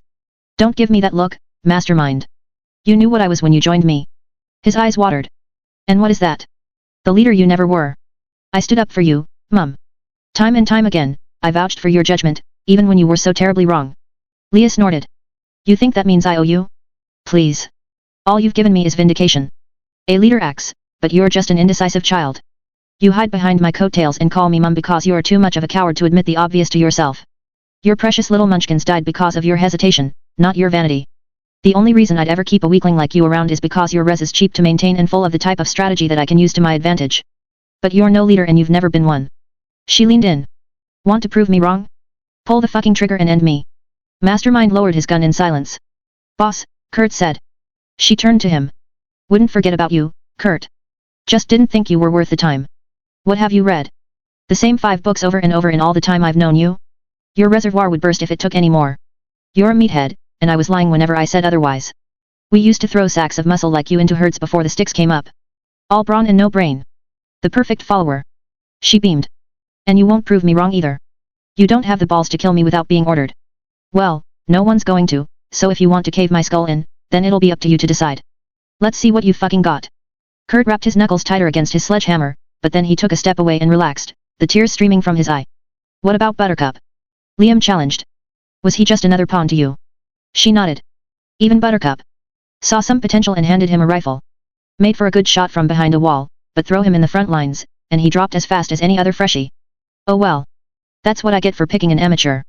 He saved Liam's life, Mastermind sobbed. He died for this mission. A lot of good that did him, hey? Dead is dead. Doesn't matter what stupid thing you do to cause it. She grinned. My only regret is that I didn't get to eat him myself. Liam wanted to puke. You are a monster. Her eyes lit up to that. Yes, Liam. Speak your mind. Utter your truth. I am a monster, born from a race of monsters. You want to know why camps like this one fell apart? Why every concerted effort against the Hallowing failed? Because of me. I was the first hunter. I was the first creature to go bump in the night. When Hades told me of his plans to protect our kind by wiping out the rest of yours, I didn't shy away. I led the charge. And you want to know what else? When we were in Pandemonium, I made a deal with Hades. Your life for my survival. I would have done it too, had you not chased after that dead fucking family of yours. Funny, right? If only you managed to stay put, you could have died quickly and brutally like they did. She laughed. Wouldn't that just be fucking priceless too? Imagine if you ran halfway across the continent after them, and in the end, it was the person right next to you that ripped out their jugulars while they begged for mercy. For all I know, that's how it went down. I've destroyed so many places like this one that I can't even keep their memories in my res anymore. There's been so fucking many. Would you like to see the face of your reaper, Liam? Do you want to gaze upon her naked self? She ripped off her scarf. Liam had always known that her mark lay beneath that burgundy scarf of hers, but the damage was more than he'd expected. Her otherwise smooth skin gave way to a tangle of rotted flesh around the mouth, with the cheeks reduced to strands of shredded meat, and lips missing entirely. Misshapen teeth had been exposed by the injury, stretching out inhumanly before disappearing into folds of blackened gums. Look at me. Leah shrieked, her eyes ablaze. Look at your monster. That's what I am, and that's all I've ever been. There was no denying that she was unpleasant to look at, but that wasn't what made Liam feel so repulsed. This has nothing to do with your appearance. You chose to do those things. He blinked through the tears. Just as you're still choosing to do them now. Fuck you. Pull the trigger already, you coward. I know you're the only one who has it in them. God, what a miserable creature. This was no longer the fearless stranger who had saved his life, but a heartless demon who killed because she could. What was her life, but a fruitless exercise in survival? Existence with no point other than to snuff out any threat to its own existence. No better than the disease that had created it. Liam shook his head. I trusted you, Leah. I really did. You shouldn't have, she said. Trust died the moment the hollowing came. The 1911 quaked in his hands. You raised this gun to Hades when he came for me. Why? Why didn't you sell me out if I'm nothing to you? He just couldn't believe what he was seeing. Because, Leah started, but her voice cracked halfway through. The reddish liquor began to roll down her cheeks and into her mess of a jaw. Fists curled into dirt. Because I was weak, and I didn't want to die without ever having the chance to live. She cried.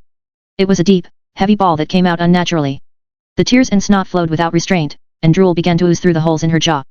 She cried and cried, pounding her fists against the cruelty of it all. How had it come to this? No one had ever asked for such injustice. Not Liam. Not Nellie or Lilith. Not Kurt or Mastermind or Buttercup. Not even Leah. They were all just cogs in this horrific machine, all subjected to the same avalanche of struggle. What could be done against such unrelenting torment? Life. What did the term really mean? Was it truly no more than the beat of his heart, or was there something more? An ineffable, irreplaceable essence that could never be understood, much less explained. Liam knew what he'd wanted. He knew what had driven him to this point. But now, those visions were gone, and his own future extinguished. All that remained was seeing if any of this survival had ever had a point. All that remained was to give his own life meaning. Liam walked to Leah. Get up. Her eyes widened, but she did not move. Don't think this makes us friends, or that I forgive anything you've done. But the way I figure it, there's still over 100 miles between us and Cheyenne, and nobody's better at surviving this hell than you. Do you still want to live, Leah? She blinked. Yeah. Good. He handed over her pistol. Then earn it. B1, Chapter 27, The Cost of Failure, 1. It is now inarguable that our initial assumptions were made in error.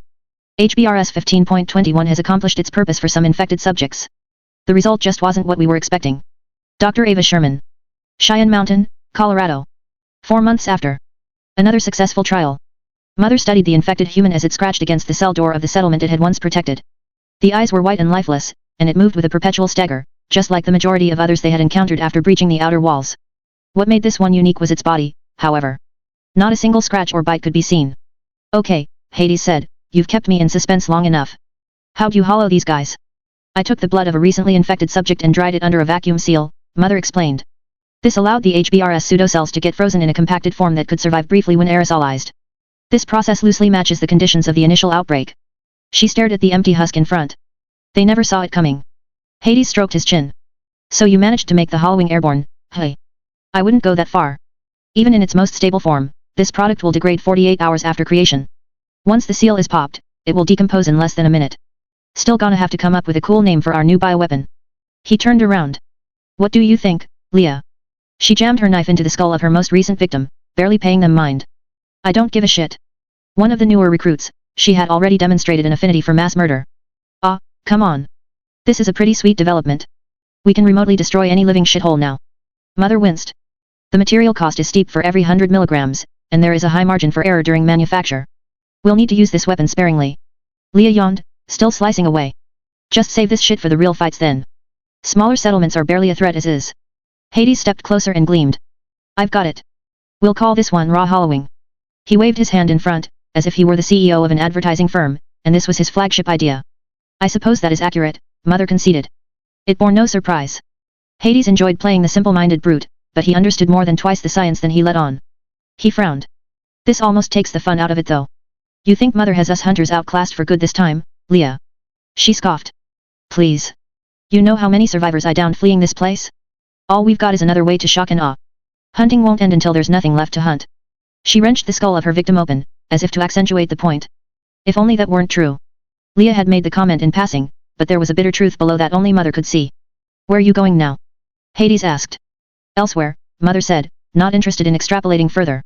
This fortress had been designed more effectively than most. Based inside a former federal prison, the living inhabitants had used everything from reinforced concrete walls to cisterns to solar panels on the roofs to sustain themselves. With a population of over 300, it had seemed nigh impossible to breach, at least without a high blood toll from her kindred. And yet, Mother had destroyed it in a single night. She ran a finger along the concrete wall. Fresh blood was splattered throughout, no doubt due to the uncontrolled outbreak. Her tongue salivated at the sight in spite of herself. How will this game end? Since Cheyenne, Mother and Hades had recruited many Reitsers into their group. It was growing by the day, and there were even plans to wall themselves in to create a real community. One for the undead. But their species had a natural enemy, and it was the living that they fed upon. In order to combat this threat, the hunters had been formed. How else were they to survive, were they to not protect themselves? What would their living counterparts do in response if they were given the opportunity to organize against them? Preemptive assault proved the best defense. And yet, while Hades and Leah and all the others were trapped in their sustained bloodlust, all Mother could wonder was what would come next. A cough resonated nearby. Mother paused, peering around the empty hall she'd wandered into. There was a single door where the sound could have emanated from, a maintenance closet locked from the outside. Curiosity got the better of her, and she moved to open it before calibrating the risk. The knife struck before she saw it coming. Mother instinctively withdrew a step as her body shuddered, but it was her attacker who became the most disquieted. She was a living girl in her early teenage years with tan skin and black, wiry hair. Her arms were covered in bruises, and her brown eyes stared wide at the creature in front. How? The girl squeaked. Mother studied her wound. The stab had come from an improvised shank, straight through the smooth fabric of her lab coat, between the ribs, and into the soft heart beneath. Had she been human, death would have been instantaneous. The girl blinked. You're not one of them, are you? One of whom? Mother asked. The jailers, she whispered with a shudder. Mother deduced the rest. This settlement had specialized in trafficking others of their race, and based on the condition of this girl in the cell she'd been left in, she was no doubt a member of some rival group before her incarceration by them. The girl was so tiny, and so frail, and Mother was not sure what to do. Her body would need extra nourishment to resuscitate itself and her stomach still craved living flesh. She could do as she had done so many times before and embrace the meal for what it was. That was the cold, rational decision. Instead, Mother stayed in place. I'm not going to hurt you. The girl leaned an inch forth. You won't. You've been through enough. She knelt low, the shank still poking out from her chest. What's your name, little girl? The girl swallowed the lump in her throat. Evelyn. My name is Evelyn. Asterisk asterisk asterisk. Right, Mother. She snapped back to the present. B1, chapter 27, the cost of failure, 2. Right, Mother. Mother snapped back to the present. Mr. Clean sighed. I asked if you're doing all right. You've been quiet tonight. She nodded. I'm fine. If you insist. Ever the hunter, Mr. Clean went back to butchering a doe in silence. He was not one to waste time with empty words, which was why Mother had originally contracted him to manage her protective detail. Well, that and the cleanliness of his work. He had used cosmetic enhancements to delay the natural degradation of his skin like so many others, but where most made such rituals weekly, Mr. Clean would purify himself twice a day. He had even named himself after an old-world brand of cleaning supplies after noticing a similarity in likeness between himself and their mascot. Twilight engulfed the Coloradan foothills as the two sat under a starless night. Her outpost still held strong, at least. Built from the ground up inside a plateau on Cheyenne's western ridge, a set of palisade walls surrounded the camouflage tents where Mother and her companions could base themselves without ever raising a high profile. The location was hidden from all directions but up, they had vision for as far as eyes could see, and radio signals carried farthest here. It was also isolated. Not even hollows wandered near. How goes the search? Mother asked. Mr. Clean gave his bald head a rub. We've got a few new prospects. Give us a couple hours to have them ready for inspection. Remember, we cannot afford errors. You really think a body swap will fool Hades? Even with the best creams, you can only make hollows look so fresh. Mother shrugged. Whether Hades thinks that Liam has hollowed or not is less relevant than what his hunters believe. If enough become convinced that this contract is a waste of their time, his forces will dwindle and he will lack the manpower to push much further. We'll make the swap once Leah arrives. Mr. Clean raised an eyebrow. Once? Or if? Mother grimaced. It had been almost a month now since she had fled Pandemonium and tasked Leah with the impossible. Hades would never allow a living human to disappear on his watch. Not without a fight. He would go to the ends of the earth and burn everything along the way to see his vision reached, if for no reason other than to prove Mother wrong. Only Leah stood a chance against him, but she and her party had been missing for weeks. Doubt became an inevitability after so much silence. Had they been killed along the way? It seemed unlikely, given what her scout had witnessed at Reno. Leah had managed to get the car from Vaughn, and was last reported escaping east as planned. They should have been stocked with enough biofuel to have reached Cheyenne in days, broken bridges or not. Mother had made the trip hundreds of times herself. It should not have taken this long. Mother began to consider the chemistry of the company that she had hastily thrown together. Her mental image of Liam Fenix was incomplete, but she had seen enough from him to know that he was entirely driven by the hope of seeing his family again. He would not deviate without cause. Mastermind and Kurt were both proficient hunters handpicked by Leah, and they were acquiescent enough to persevere in the face of hardship. But that still left Leah herself. Mother knew everything about her. About the Reitzer that had been born into a world filled with chaos, trying to find her own place as those around her perished, one after another. She knew how far Leah would go in pursuit of seeing the harrowing end. Her struggles had been the most trying of them all. But her greatest strength was also Mother's Achilles heel. Leah would fight for Liam until the bitter end. Or until the moment her own safety was put into jeopardy, and not a second after. Mother considered the possibility. Was that what had happened? Had Leah merely surrendered the potential of a future for her own solipsistic present? Were Reitsers so fundamentally incapable of growth? No. That can't be. Mother had to trust in her own intelligence. She had to believe that the information she had leveraged was sound, and that both Liam and Leah were still sufficiently motivated. She had to trust that, at the very least, they would have cleared Aspen by now.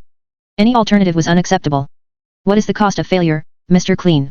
Mother asked, more for her own benefit than his. He paused from his work. What do you mean? If Leah does not arrive, and this mission is a failure, then what do you believe will happen next? Back to pandemonium, I guess, patching the holes as they form. You are half correct, Mother explained, peering into darkness. Listen carefully for the full answer. There's nothing out there. Indulge me.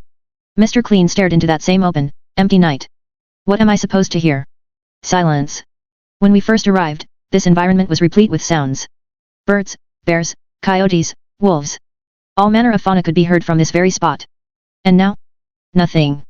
We are 6 fully nourished Reitsers, camped out for little more than a month, and already we have destroyed the local environment. Our mere presence is like salt in the earth. Regardless of how long we may keep ourselves stable, the end result will be the same. Our reservoirs will all one day drain, and our sentience will be no more. That is the consequence of a race with no progeny. When we are gone, there will be nothing left in this world but that empty noise you hear now. No Reitsers. No philosophic debate on a warm night. No future. Only silence. She met him in the eyes. That is what will happen if Leah does not arrive, so let us hope that her return is still a matter of when. Mr. Clean matched her gaze. And when she does? You can only keep the truth hidden from them for so long. What will you do once it comes out? Mother steepled her hands. Whatever is necessary, just as I have always done. The radio suddenly went off. 3 quick pings of static in rapid succession. Mother's veins tightened as her dead heart erupted with a phantom beat. Mr. Clean tossed his knife aside and went for his assault rifle, and she considered doing the same. Both knew the code that had just been sent. Someone was coming. B1, Chapter 28, Cripple Creek, 1.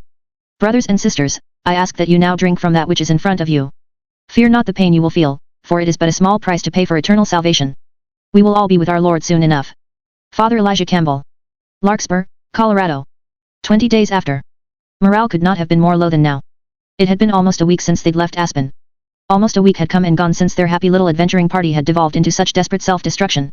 Leah had come inches from killing Liam, and had it not been for his last-minute restraint, he suspected that he would have done the same. The others had barely spoken to her since. Liam supposed that this was for the best. All he cared about was making it through this damned final stretch. That's all that mattered. Finishing the mission. Liam had only started this journey out of the hope of seeing Nellie yet again, and now that her trail had gone so miserably cold, the only path forward was finishing what he'd started. Otherwise, the messages that his wife left him would have been for nothing in the end. Liam couldn't allow that. Town up ahead. Kurt announced. The barren foothills of the lower Rockies rolled down into a populated valley. Hundreds of homes rose out of the otherwise olive-colored landscape, peppering the hills like white, square tumors before congealing together into a red brick mass. It was the first artifact of mankind they'd seen in days.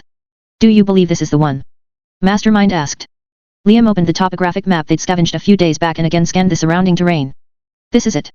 Cripple Creek. What a peculiar name. I'll never understand where you humans derived your nomenclature from.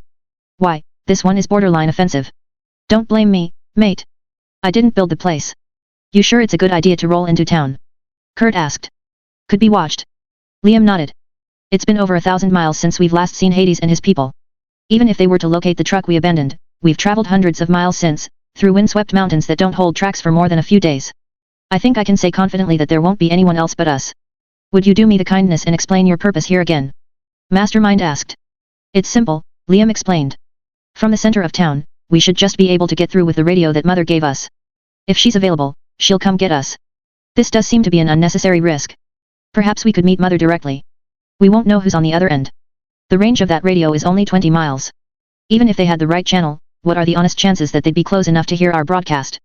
No answer came in rebuke. Trust me, Liam said. We'll be fine.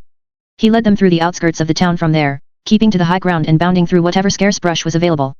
When they had a good line within, he surveyed the buildings, using the telescopic sight of his suppressed hunting rifle. The lens twisted this way and that until a target fell within his criteria. A church, north of the center of town. The walls were made of solid red brick, and the roof had aged, green tiles. But it was the steeple that drew his attention. 3 stories tall with a pillar that rose even higher, and unlike the rest of the building, it was surprisingly intact. He shifted his sight elsewhere, looking for a clear path. Hollows. There had to have been more than a dozen, mindlessly limping in circles on the road to the church. They always had a habit of clustering in towns, even this many years after the outbreak. Well, no use dragging this one out. Liam relayed the obstacle and made his way down the hill. He discharged his standard hollow .308s for subsonic cartridges to minimize their sound footprint, lest other hollows get drawn. After so many weeks around hunters, he had absorbed a cornucopia of knowledge on firearms and ammunition, more than he'd ever needed during his pre-hollowing days. Preparing for these types of encounters had become almost second nature. The group closed in. Moans grew louder as the hollows shuffled their way. There had once been a time when Liam considered these executions barbaric. Part of him stared at these creatures and still saw the humans beneath. They had been no more than victims of this hideous pandemic. But as Liam put down each hollow with ease, he could barely remember such a time. Hollows were a global phenomenon now. There was neither reasoning with them nor placating their rage. They were as unbounded and dispassionate as the weather. To kill them was no more cruel than closing a window to keep the rain out. With the hollows cleared, the group went through the church. The hardwood pews had all rotted into debris where the roof had caved in, and the windows were cracked where they weren't missing. Mist emanated from the evaporating moisture of last night's rain. It was a tight squeeze getting them all to the top. The stairs groaned with each step, and nearly gave out entirely when Kurt made his ascent. But the view was worth it. Miles could be seen in any direction, unobstructed. All right, Liam said. Let's do this. Leah took the cue and pressed the radio to her scarf. Mother, it's us. Can you hear me? Over. Only static responded. We're in range of your location. Answer if you are able. Yes, Mother said, distant and faint. I can hear you. We lost our transport but we have Liam secured. A ride would be nice. More words came through, but they were jumbled in a rush of other noise. Say again, Mother. We missed that. Breaking up, she said, now sputtered. Give location. Leah took her thumb off the radio. What's your call? We should exercise prudence, Mastermind suggested. Liam rolled his eyes. Give me that. He yanked the radio and held it to his ear. We're in Cripple Creek. That's Cripple Creek. Did you get that? Only silence met him. Are you still there? The wall of static held firm. I don't like this, Kurt said. Have some patience. I'm sure she just needs to get to higher ground. I could use the break anyway. Liam reached instinctively for thirsty and grabbed nothing but air. It would be a while before he'd get used to that one. How he missed that painted smile, most of all. This is a bad idea, Mastermind said. We need to withdraw from this position at once. Look, mate. I don't know about you, but I'd be much more comfortable having a guide lead us into an underground military complex. We don't know who else is there, other than Mother, or what defenses she might have placed. All the more reason to perform reconnaissance on our own. I'd prefer not to debate this. We've been here less than 5 minutes. Perhaps we should bring this to a vote, Mastermind said. Liam sighed. Fine, mate. All in favor of not making it more difficult to pick up our radio transmission, raise your hand. He raised his. And all in favor of surviving the day, raise yours. His tiny fingers rose to the roof. Both looked to Kurt. He sat dumbstruck. I don't know, you both make good points. Leave me out of this. All eyes then fell on Leah. She leaned against the wall, arms crossed and radio in hand. The silence could have been cut with a knife as she kept them in anticipation. Which way would Caesar's thumb point this time? She shrugged at last. Only one path forward. Don't let me slow us down. She raised her hand in support of staying. Liam let out a breath of relief. Another fight best left avoided. Asterisk asterisk asterisk. Time wore on as the group sat in wait. Leah made more calls periodically, but Mother did not answer again. The occasional protest came up, though Liam was quick to shut them down. The decision had already been made. Suddenly, Leah looked out the window and stiffened. Shit. Liam leaned over her shoulder. A white blur whizzed overhead and into the distance before crashing into the hill outside town. Smoke and flame burst out where it collided with the ground. Liam's heart skipped a beat. What the hell was that?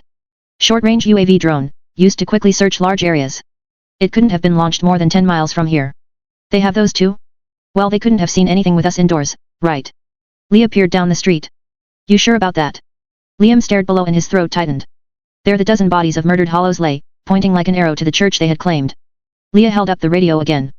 Mother, get back on the line. Our position's been made. I repeat. There are eyes in the sky. The radio crackled. I'm here, Leah. Mother said, her voice now crystal clear. Please tell me that was one of yours. She paused. I'm sorry. I really, truly am. But you took too much time. What did you do? The electronic whir of another signal kicked in. Well, fucking well, Hades announced. Looks like the gang's all here. Hope you don't mind me crashing the party. Leah turned off the radio. Motherfucker. Let's bug out, Kurt said. It's too late, you nincompoop. Mastermind shouted. Have you seen how open these hills are? Liam winced. Maybe we just find another house, yet? Hide out until they move on. Don't you understand? This isn't some paper airplane that's been thrown over our heads. If Hades has the ability to fly a UAV, then he has multiple radio towers to triangulate the signal, trucks to transport them, and dozens of men to build the infrastructure on such short notice. This is a worst-case scenario. They won't leave without us, even if it means reducing this valley to cinders first. Got cars? Kurt shouted from the window. Coming fast. We need a plan. Liam pounded his fist into his head. How the hell was he supposed to know they'd have bloody drones? The three of them started to shout over each other. They needed to think. To plan. To come up with a better idea. But there wasn't enough time. Liam had doomed them with his arrogance, and there was no way out. Except one. He noticed their other companion, still by the window, watching the approaching caravan with that vacant, resigned look she'd carried the past week. Leah, Liam said. She met him in the eyes and the rest of the conversation went unspoken. This was no time for argument, or to plead, or to walk in circles wishing for circumstances to change on their own. Liam was ready to do whatever she ordered to survive. They needed her judgment. They needed the hunter.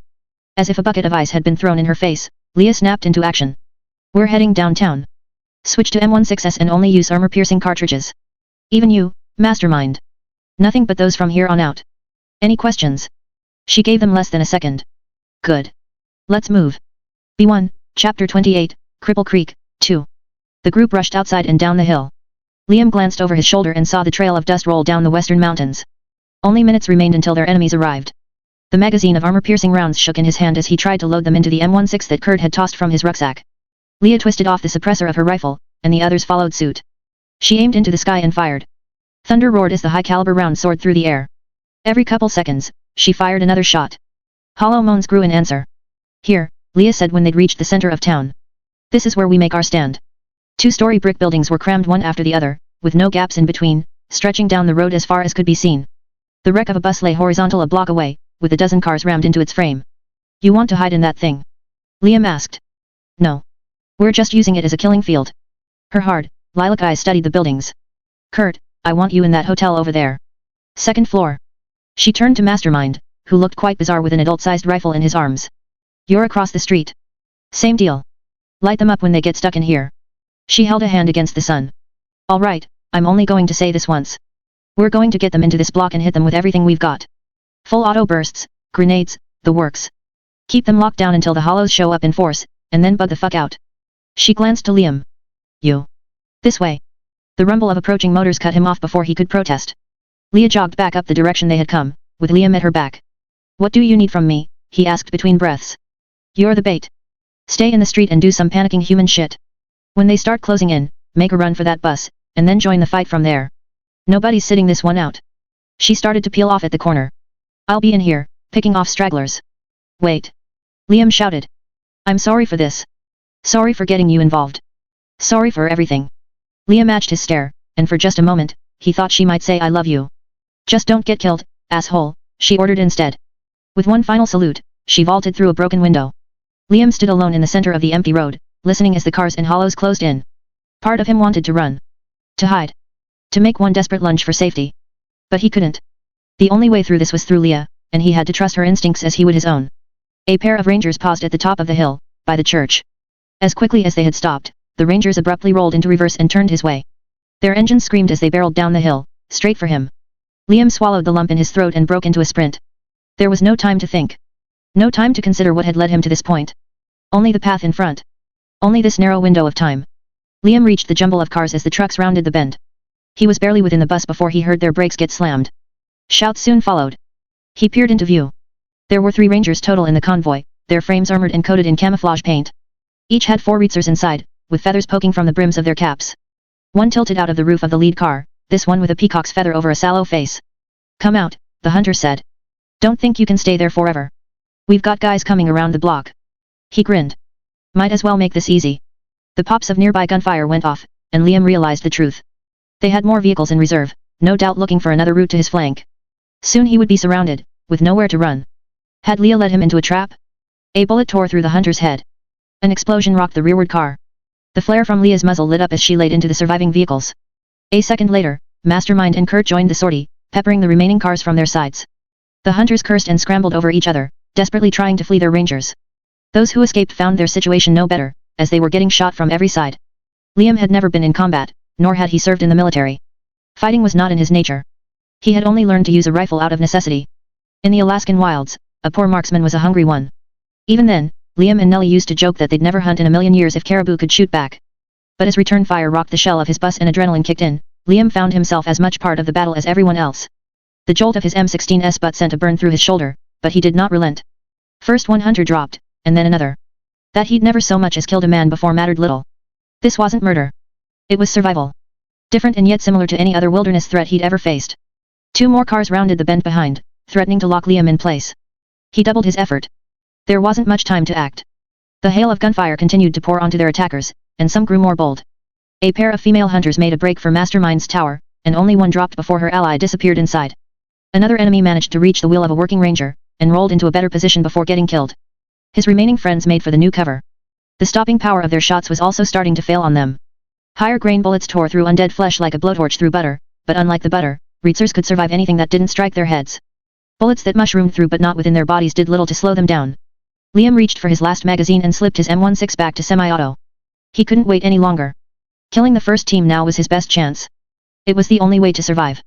As the reinforcement cars stopped behind, Liam scrambled out the bus and moved to hit the hunter's blind spot in front. More of their shots whizzed over his head, but he leapt over a railing just in time. The sidewalk recessed a few feet down from his side of the street, giving Liam just enough leeway to sprint into his attackers without risk. They watched terror-stricken as he popped up from their rear, faster than any normal Reetzer could accomplish. His motions were mechanical and shots precise. Each took a shot to the skull before they ever had a chance. Liam let out a breath of relief, but it was short-lived. A crack ricocheted inches away, followed by another. He rushed for the cover he'd just cleared. The stink of the dead hunters filled the air. Hades had entered the fray. Dressed in his 3-piece suit and brandishing a revolver, he walked calmly in the shadow of the hotel. Liam just had to wait for Mastermind. No one would have a better shot than him. But then the second-story window of his hiding spot shattered, and both Mastermind and his attacker plummeted below. A rib tore out from his chest on impact, but the little bugger cartwheeled to his feet and drew his bowie. The enemy hunter countered slower, and went limp the moment his blade pierced the base of her jaw. Another shot rocked the bullet-ridden ranger, and Liam knelt down further. There was no way out of it. Only he could bring Hades down. But the moment Liam left cover, another shot forced him back down. Hades moved without care, shriveled lips spread wide into a grin, even as Liam managed to fire a few rounds back. The firefight, the explosions, the smoke, and the destruction, they mattered little to Hades. No, it was worse than that. He was enjoying himself, as a child might in the toy store. When a bullet did strike his arm, he casually switched his revolver to the other and fired another shot. This wasn't another mercenary following orders. Hades was death itself. Slow, relentless, and with neither mercy nor hesitation. Another few feet, he'd be atop Liam. The battle was almost lost. Kurt was nowhere to be seen, more hunters swarmed through the bus, and one dragged Mastermind away as he kicked and screamed. There was no more winning the day. Liam could only do what he must to escape. He looked behind. His best chance remained where she'd started, firing into the reinforcements with all her might. As the two caught sight of the other, Leah flashed more orders via hand. Retreat. Here. Liam ran without thought, making for the last ranger in the convoy. Leah was his only way out of this mess. His only hope. If he could just make it to her, they might both survive the day. Suddenly, more trucks emerged from the mouth of the street. An additional 4 had blocked them in. Liam recognized the eagle feather of Xander as he crawled out of the roof of the lead truck, brandishing a RPG. Before Leah could see, before Liam could even open his mouth and warn her, the missile was launched. An explosion of fire and concrete flared out from the spot she'd been standing. No. Liam screamed. Leah had just been there, and now she was gone. Why didn't she stop them? The smack took Liam from behind. Bright light flashed for a beat, and then he was on the ground, a heavy burn in the back of his head. He rolled over. The barrel of a revolver pointed right between his eyes. End of the fucking road, Hades said. Man, am I gonna have fun with you? It was over. Hunters had blocked off both ends of the street, with even more in reserve. Mastermind had been handcuffed and slammed onto the bed of a truck. Liam was unarmed, his ears could hear little more than ringing, and there was nothing he could do. Hades grinned. Got a few shots left, but I'm thinking I should save them for her. Maybe knock out those pretty little eyes. The dust had cleared, and the building Leah hid in had been ripped in half, with the second floor now collapsed into the first. She lay on a pile of debris, supine yet still, smoke smoldering out from her sheepskin jacket. Her eyes were closed and her nose gushed blood, with more spilling from a wound where an arm had once been. Time passed, but she did not move. Hades squinted an eye. Where's the big one? Glass rained from above as Kurt barreled into the open. Hades twisted around and fired, but the shot merely bounced off the head of Kit's sledgehammer. In a flash, the weight of his attacker knocked him off balance, and Liam squirmed another few feet away. The two became locked in a melee. Hades ducked and weaved from Kit's heavy blows, using his barbed gloves to deliver riposts of his own. Ichor and flesh burst free with each successful strike, but Kurt was larger in size by half, and barely flinched as meat got ripped from his torso. Desperately, Hades tried to aim his revolver to kill, but each shot bore him no success. With another swing from the sledge, Hades was knocked to the ground. Hades pointed his revolver again and fired. Silence followed the snap of the trigger this time. Looks like you're out, Kurt said before raising his weapon. Hades gleamed. Oh. As Kurt readied his final blow, Hades yanked the hammer of the revolver down, flicked the top artificially inward, and pulled the trigger again. Kit's skull shattered as if a bomb had exploded from within. His headless corpse flew back into a ruined ranger. Forgot about the shotgun under barrel, hey? Fucking idiot. Hades lurched to his feet and cheered. Saved again by the motherfucking LE Matt. I told you assholes the Confederacy had some good ideas. He shrugged at Liam. What? Did you think he had me?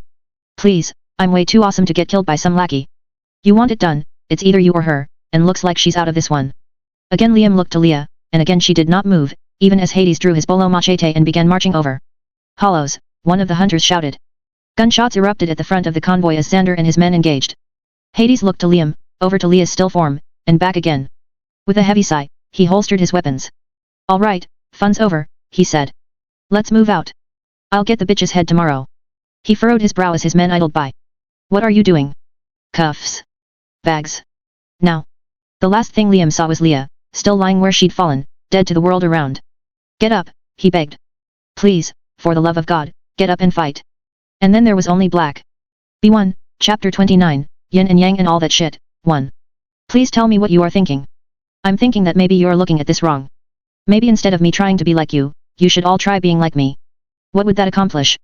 It would put an end to the lies you tell yourselves. Subject, the father. Cheyenne Mountain, Colorado. 5 months after. It was over. Liam had failed. After all this time, after all this fighting, it had been for nothing in the end. He had made his harrowing escape from purgatory, braved the Atlantic on his dinky little raft, explored the shores of this post-apocalyptic land, and fought countless of its inhabitants. He had followed his wife's footsteps, met brave souls and watched them fall, all while clinging to this dream that it might one day be restored. Not just for himself, but for everything that had come before. And yet, he had failed. Hades had brought them to a place that had once been some poor soul's stronghold. The brick walls were less aged than the world outside, and the windows were reinforced with rebar.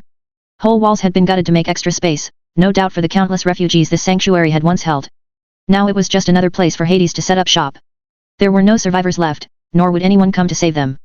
Humanity had been exterminated by his captor, and no one could stand against his insurmountable might. Not even Leah. That was what gave Liam the greatest pause. The two had spent well over a month together, and though there had been no shortage of friction, she had revealed her true nature before the end. Leah had been cast in the same mold as Liam. Sure, she did not have a family, nor a television series, nor even a heartbeat, but they shared their proclivities regardless. Where Liam had wasted his life shunning that which he loved in pursuit of surpassing any challenge the natural world could throw his way, she had done the same. Leah had formed her hunters, created wealth and fame beyond her imagination, and become the dominant authority of post-Halloween survivalism. But by aiming to persist without end, she had sacrificed the very reason for doing it.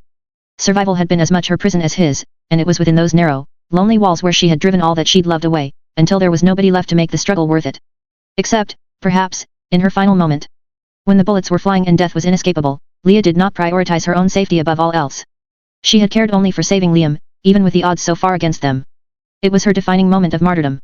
Her exercise in self-sacrifice. So long as Liam escaped and a cure became manufactured, it no longer mattered what happened to her. Leah had escaped the prison, and the world had killed her for it. The door to his cell opened. Xander marched in. His crimson eyes were barren beneath the black wall of a raised neck warmer, and his feet hardly made a sound at all. Only the eagle's feather in his cap showed any degree of life. It shivered with each step. Liam was dragged into the hall, with Xander pushing him along. Was this how humanity ended? Not with some grandiose display, but with one lonely man being walked to his death? I hope you're proud of yourself, Liam said when the silence became too much. Why wouldn't I be? Xander asked, his tone even. You know what Hades is going to do. Doesn't it bother you to know that any chance for a cure dies with me? Nope. A contract's a contract. Doesn't matter what the job is, so long as it pays. So you're just a mercenary who goes for the highest bidder. That about right? You could say that. Liam scoffed. Do you even care about how many of your own have been sacrificed to get to me? How many that you've gotten killed? You think you know shit about us, but you don't. There's no right or wrong out here. No good or evil. There's only the hunt, and how much res you spend and how much res you gain. Well, I reckon that we've taken a lot more from you than you'll ever get from me. Seems that you're worse off for the effort, mate. His grunt turned more bitter. Yeah, you got me. The books will be nice, but I was only in this to bring Leah down. Liam froze with her name evoked, but another hard shove forced him back into the march. Xander chuckled. Liked her, hey. Liam grit his teeth. She saved my life. And killed my friend in the process. Your friend would have killed me. That sounds like a problem that should have been settled between you and Spike. Outside the sticks, hunters have their own autonomy. Our own honor to defend. We trust each other to handle a contract once it's been taken, and no one has the right to interfere. But Leah didn't believe that. Not really. Too much time feeling mighty made her arrogant, and she valued her reputation as the best above all else. No, she wanted to strive for something other than picking at the carcass of the civilization that humanity left behind. Xander yawned. Only proves my point. No right and wrong involved. Just a hunter deluding themselves. Me though? I'm sick of your whiny voice and couldn't give a shit about what happens next. He shoved him through the next door. Mastermind squirmed at the sight, but he was powerless against the ropes he'd been tied in. Mother sat besides, body still and head down as she dared not catch either in the eye. Both had been secured to an exposed pipe in the wall, with just enough room to Mother's side for Liam. His arms ached as they were twisted once again behind his head and locked in place. There was only a single other chair in sight, and the light of a nearby lantern danced on its surface. Xander marched away, leaving them alone. Liam turned to Mother. You led us into a trap. No, she said. I led you to the one place where I thought you'd be safe. Then how did he find us? Mother stared downcast. I don't know. We were waiting at my outpost outside Cheyenne until a few days back, trying to keep hidden until you showed yourself. But you took longer than I expected, and Hades found us first. My people were better equipped for dealing with hollows, not hunters, and he had plenty at his disposal. She frowned. I'm the only one left now. Hades had the rest consumed for sustenance. Liam shook his head. So many lives had been so pitifully wasted to reach this point, and there seemed to have been no reason at all. What had it been for? The door opened with a moan, and Hades marched through. The wrinkles in his face were alive in the light of the lantern, and his red eyes seemed to glow. An ear-splitting creak erupted as he dragged the chair across the room, letting it sit across from Mother. Hades gleamed. Gotta say, this has been one hell of a time. I don't know about all of you, but I've been having a fucking blast this past month. I got myself back in the field, I saw the country, I cleared out a few enclaves. He stroked his chin. Oh, you guys totally missed it. This one enclave we found thought the secret to immortality was wearing the skin of the dregs they hunted. Can you imagine that? Their skin? Crazy, right? Well, I got to talking to their leader, and he made a pretty strong case. Almost had me convinced. So I busted out this awesome line about how I'd always wanted to be immortal, I just needed more skin. Next thing you know, I'm wearing a half-dozen skins for the next week like they were an overcoat. I even got to have a sweet-ass nose from their leader, but the damned thing kept falling off, so I tossed it along with the rest. He looked to each of his captives as they sat in tense silence, then waved a dismissive hand. Ah, you had to be there. With a flick of his wrist, he drew his revolver and started unloading it. He went slowly, removing each round. Metal bullet, then the paper that held them in place, and finally the black powder beneath. Guess it's about time we get this whole shindig over with, hey. He turned to Liam. Let's start with you. What the hell's your deal, anyway? What do you mean? I mean, why do you suck at this so badly? It's been 12 years since the Halloween began. 12 fucking years. What were you, stuck in a coma that whole time? You should be the kind of hard motherfucker who'd kill a dozen of my guys, and then turn their dead bodies into a tank, and then drive the tank straight through the heart of Elysium, and sword fight me on the roof, butchering everyone along the way. But instead, you're so shitty at this thing that you didn't even try to take me out when your big friend had me distracted. Perfect chance to. Then my guys would have gone all oh no, not Lord Hades. What do we do now, and you could have turned the tables on those pussies too. He reached the final round, but left it in the cylinder. This all begs the question. How the hell did you make it this far? I was trapped on an island. Liam said, meeting him head on. If you're going to make a crack about Castaway, don't bother. I've heard it all before. Hades stared at him sideways. What the fuck is Castaway? He shrugged. Doesn't matter. My point is that as fun of a time as this has been, you're definitely the biggest disappointment. To think that I was getting excited for some final showdown, yet here we are, and it's just a boring execution. You don't have to do this, Hades, Mother said. You can let us go. For a moment, he seemed to almost consider the prospect, but then he shook his head. Nah, I can't do that. It'd just piss everyone off, myself included. This power play has gone too far. You won't be able to keep what's happened here under wraps. He raised an eyebrow. Is that what you think I'm doing? That this is some chess game to keep myself in power? We both know why you're doing this. Hades chuckled. I don't think you do. I don't think any of you truly get it. The revolver clattered as he gave the cylinder a spin. I couldn't care less about leading our kind. I never did. It only fell to me because I happen to be the motherfucking best at this shit. But when push comes to shove, I'm just an asshole with a gun. Want proof? He pressed his revolver against his head and pulled the trigger. The click was met with silence. Hades gave the cylinder another spin and cocked the hammer, this time pointing at Mother. The two focused only on each other, as if no one else was in the room. You helped usher in this world, Mother said, her tone even and unafraid. If not for power, then why do you play the short-sighted despot? Does your hatred really run so deep that you'd burn the whole world down just to be the one to piss on the ashes? When the revolver clicked, she didn't even blink. Hades put the gun back on himself. Sometimes I think you weren't paying attention, Mother. Have you seen the world that humanity created? Torture. Greed. Murder. Rape. Hell, some of them make me look like a fucking Girl Scout, and I flayed a bunch of dudes and wore their skin the other week. You want to bring that back? Click. Silence. He grinned. Maybe you're so blind with self-loathing that you don't see that you are the only one repeating history. Mother held firm. I might have lit the fuse that burned their civilization down, but everything I've done since then has been to correct that error. Click. Silence.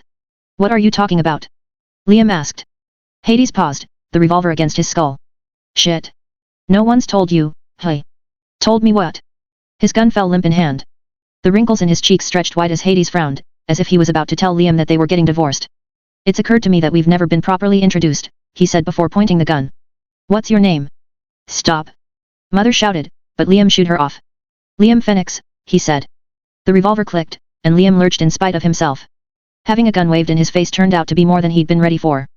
Hello, Liam, Hades said, the revolver back on himself. My name is Elijah Campbell. Click. Silence. Or was, back before I went hollow. That name's supposed to mean something to me. Probably not, unless you've ever gone to church in some shithole north of here called Larkspur. He dangled the revolver back at Mother. But it's her you'd be interested in meeting. For real. He cocked the hammer. Only now was Mother addled. Her magenta eyes were blinking through the growing moisture, and her body slunk an inch. Go on. Hades ordered with more force. Mother stared at Liam, and a tear ran free. I am Dr. Ava Sherman, and I was the architect behind HBRS 15.21. B1, chapter 29, yin and yang and all that shit, too. Liam gasped. She was the one who created this nightmare? Everyone who had been lost, all the lives that had been surrendered over this mission, and Mother was the only reason they'd been here. How could you not tell us? Liam spat. Would you have trusted me, if I had? Mother asked. They all died because of you. Yes, they did. Even Leah, and she knew my past. That was the reason she'd always hated me. The blood rose to his cheeks. You told me that you had no idea who you were. No, Mother corrected. I told you that I have no memories of my past life, and that has always been true. The only way to know is to be told, and I am one of the unique few who had been gifted with that opportunity. Liam glanced to Mastermind. Did you know too? He couldn't believe this. He frowned. Leah had insisted that I never tell you. She was worried you'd abandon the mission. Of course I bloody would. That woman is the reason we're all here. The reason I can't be with my family anymore. You should have put her in the ground, not followed her straight off a cliff. Hades guffawed, then grinned when Liam glared his way. Oh, don't mind me. See, now we're getting somewhere. This soap opera shit is real good. Liam squirmed as the revolver pointed his way, and flinched again as it went off. He blinked through the tears. How much more of this madness could he take? Enough with the juvenile theatrics. Mastermind shouted. This is no game of roulette, Hades. You're using sleight of hand to ensure that the cylinder never lands where the round is located. He rolled his eyes. Oh, shut up, Mastermind. Hades gave the cylinder another spin and pointed the revolver at Mastermind. This time a piercing bang burst out, followed by the dull ring of a gunshot going off in such close quarters. Liam's heart skipped a beat as he watched blood pour out of his friend's throat. But as Mastermind looked at the wound, his eyes didn't roll over, nor did he go limp. He only sulked in silence. Not so clever now, hey, Mr. Smartypants. Hades mocked. That ought to keep you quiet for a while. Mastermind opened his mouth to speak, but more blood spilled out instead. So as I was saying, Liam, Hades continued as he reloaded his revolver. Dr. Sherman and I go way back. You see, I wasn't always the coolest motherfucker to ever walk this earth. I used to just be some Bible thumper in the middle of nowhere. And when the Halloween came to my doors, I ordered all my parishioners to their deaths with some kinda cyanide-laced Kool-Aid. I know. Real Jonestown shit. Don't blame me. Elijah's the guy you want, and I've never met him. But he must have fucked up and been bit before, because they all stayed dead and I didn't, leaving me with the perfect feast. That's how it works too. Building a strong res is a slow and steady process, but for those of us who get enough free gray matter, we bounce right back. A room full of dead yokels gave me everything I needed, and I was back to thinking and kicking ass within weeks. Of course, that's when those folks in Cheyenne got a hold of me. He turned back to Mother and waited. She took his cue. After the Pentagon fell, the remainder of America's government and Ian's chief scientists fled to NORAD, located in Cheyenne Mountain. My former self was among them, and it had been her goal to reverse the Hallowing. When they found Hades, they studied him to that end. No one had ever seen a Reitzer before then. That's what they said, Hades interrupted, but I think they just wanted an excuse to play around with yours truly. It was there where I was infected, Mother said. She narrowed back on Hades. He was the one to do it. He frowned. Oh, don't give me that look. Was I really supposed to sit in that hole by myself? We'd already spent so much time together, so I thought we'd get ourselves a little more. Ava must have deduced recirculation, as they harvested enough grey matter from donor corpses to help fortify my own reservoir. I started thinking and speaking again within the month. They called me Dr. Sherman, and they showed me images and videos of myself played back to me, but I never considered them as mine. Even when Ava's husband introduced himself and I saw the emotions on his face, I felt nothing in exchange. So instead of following their recommendations, I shunned my identity and built another. Hades was only known as the father then, so I took the mantle of mother. She leaned back, resigned. I was so young at the time, and didn't see the truth for what it was. And what truth is that? Liam asked. That our past defines us, no matter how hard we pretend otherwise. Hades became Hades through a derivation of the father, and that title had come from his priesthood before. I might be mother now, but I've never earned the title conventionally. HBRS 15.21 is my true lineage, and not even death can wash that sin away from me. So that's why you are so desperate for a cure, Liam inferred. This has nothing to do with saving me or mankind, and everything to do with mollifying your own guilt. Yet again, Liam felt the fool. Was he no more than the broken chess piece in the middle of their contest? Mother shook her head. It was supposed to be easy. If Leah could make you disappear in the one place that Hades would never think to look, we could solve this problem, once and for all. Humanity could go on, and the slate would be wiped clean. Almost worked too, Hades admitted. I never thought I'd see Cheyenne after we escaped it. But an investment I made years ago has finally paid off. He held up his radio. There's this fun little old world tool called Global Positioning System that lets you locate anything on the planet. The satellites go off course if they aren't updated, but I managed to restore them back to functionality after setting up relays at a couple outposts in secret. Then I tagged every car we've ever rebuilt with GPS trackers in case any got lost or stolen, including those at the larder. He smiled. I had you guys the moment you left Reno. Of course, Liam thought, remembering the GPS transponder that he'd found on the Xianujong and used to get back to Santa Monica safely. The one bit of his journey that he'd taken without dwelling, and it was the sole reason they'd been found. Why won't you just let me end this? Mother asked. No more games. No more spin. Tell me why you are fighting me so hard on this, Hades. You want to talk for real now, hey? Hades said. He holstered his revolver. Very well, then. If you want some hard truths, I've got plenty for you. A philosopher once said that while there is life, there is hope. It became one of the maxims I heard back in Cheyenne. So long as my overlord's heart still beat, there was hope that the future might improve for them. But you know what I saw when I was locked in that cell? When I read their mythologies and religions and watched the world I'd been presented. The opposite. While there is hope, there is no life. I said that to you once, Dr. Sherman, during one of our interviews. Oh sure, you and the rest could run around that bunker and mix one test tube's contents with another, but what were you doing? I mean really. What kind of existence was that? It was survival, Mother countered. Without survival, there is no way for life to continue. Life, he repeated with a bitter laugh. What an odd buzzword that we use so callously to define our experience, and yet one that conflicts with itself. A man could survive in a bunker for well over 100 years doing nothing other than eating, shitting, and sleeping, but most of us would say that he never lived a day. Yet if we took that same man and let him drink, fuck, and party into an early grave, we'd turn around and say nobody had ever lived harder than him. He spread his gloved hands wide. Life. Death. Survival. All made up nonsense just to confuse from the one bit of truth in this world. The now. I exist in this time and at this room, as do you. That's all there is to it. That's all there's ever been. And that's all that'll ever be. I trust that if I jump out of the plane, I'll figure out how to work the parachute before I hit the ground. And if I don't? Well, then I'll have made one bad as fuck splash. Where does hope factor into all that? It gives us a chance, Mother said. Sure, it's thrilling to live only in the present, but without hope, there can be no future. Hope is needed to keep us from stagnating into extinction. Hades raised a finger. That is where you're so fucking wrong, Mother. Hope isn't the savior. It's the goddamned warden. It exists to invite doubt and hesitation and fear into your blood, lest your actions go at odds with that which you strive to see done.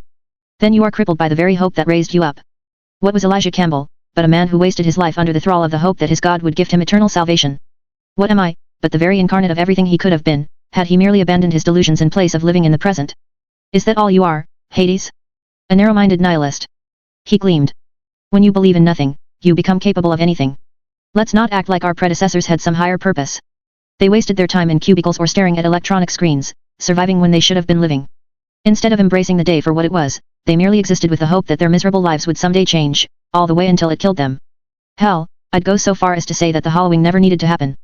Most of humanity had already hollowed inside. At least we Reitsers are honest. We have no past and no future. We are what we are, and that's that. But you start upsetting that balance with an unhealthy infusion of hope, and the next thing you know, we'll live in times that haven't come, just like them. Maybe start surviving for the sake of surviving. You know, hope for things to change on their own. You deem yourself the savior of our kind by crushing out any aspirations we have, Mother deduced. That's right. You're not the good guy in this. He pointed to himself. I am. You'd reduce everyone's res to mush waiting for a cure, and they'd sit there and take it, just like the drones that they were before. But so long as I'm here to kick them until they're down, they'll always have something to fight against. And so long as I'm here, they'll always believe that they can rise back up. His red eyes seemed on fire in the shifting light of the lantern. That's what makes our relationship so beautiful, Mother. Yin and yang and all that shit. This is the ideal civilization for our kind. No future. No past. No point. Just creatures living their days as if they were their last, with all the confusion and anarchy that comes with it. A chaotic, liberated world. Pandemonium embodied. He turned to Liam. So that's why I'm gonna kill you. Not for what you've done, or what you could do, but because your existence gives me a sense of hope. No more complicated than that. Just be done with it, Liam said. I'm not afraid of you. Oh no, you don't get off that easy. None of you get to enjoy the sweet release until I figure out what Mother's been hiding in that bunker. It sure as fuck isn't old world medical equipment she'd use to make a cure. Liam looked to Mother. What does he mean? Hades chuckled. You won't get her to break. Believe me, I've bashed my head against that wall the past week trying. Her people knew fuck all about her plans, and she didn't crack an inch, even when we ate them all in front of her. But you're gonna help me now that you're here, Liam. Let's kick this interrogation up a notch. He pulled out his radio. It's time, Dean. Bring it in. There was a pause as Hades stared awkwardly at his captives. I said it's time. Get back here. Only static responded. Hades pulled the radio closer. Come on, Dean. Pick the fuck up. Do you have any idea how much of an asshole you're making me look like right now? Dean's dead, Leah said through the radio. And you're next, Hades. It's over. He rolled his eyes. Oh, for fuck's sake. B1, Chapter 30, The First Hunter, 1. We'll call these behavioral anomalies superneural episodes. There appears to be a relationship between glial cell consumption and intellect retention in the infected, but we need more data to determine cofactors. What the hell are we gonna do if these episodes don't go away? Pray, General, because only God could save us then. Dr. Ava Sherman. Cheyenne Mountain, Colorado. 2 months after. Oh God, she thought. Not Shannon too. Leah brushed the sweat from her red, curled hair and did another lap around the restaurant, gripping the pistol she'd stolen with shaking hands. Her heart raced as more gunshots echoed. Where the hell was the government in all this? Reno was burning. Another car crashed nearby, followed by another agonizing scream, and Leah buried her face in the burgundy scarf she'd been given. It was a gift from her mother after the engagement was official. Again, she wanted to cry. What happened to Greg was still too fresh. Knocks hit the window. Is anyone in there? Leah ducked behind a booth. Please, just go away. We should keep moving, another decided, his tone hushed. What if there's another of those things in there? Leah knelt an inch lower, praying that they'd leave them alone. Of course when the apocalypse hit, she'd end up trapped at work, wearing her fucking uniform, name tag, and all. At least she'd been promoted to assistant manager before this mess. There was no way in or out of the restaurant without the keys they'd given her, and she'd strapped them right onto her name tag where they couldn't get lost. Let's just kick it in, the first looter said. If they got in the restaurant. If they saw what had happened to Shannon. No. Leah screamed as she stepped into the open. Stay back. It was just a couple of guys her age.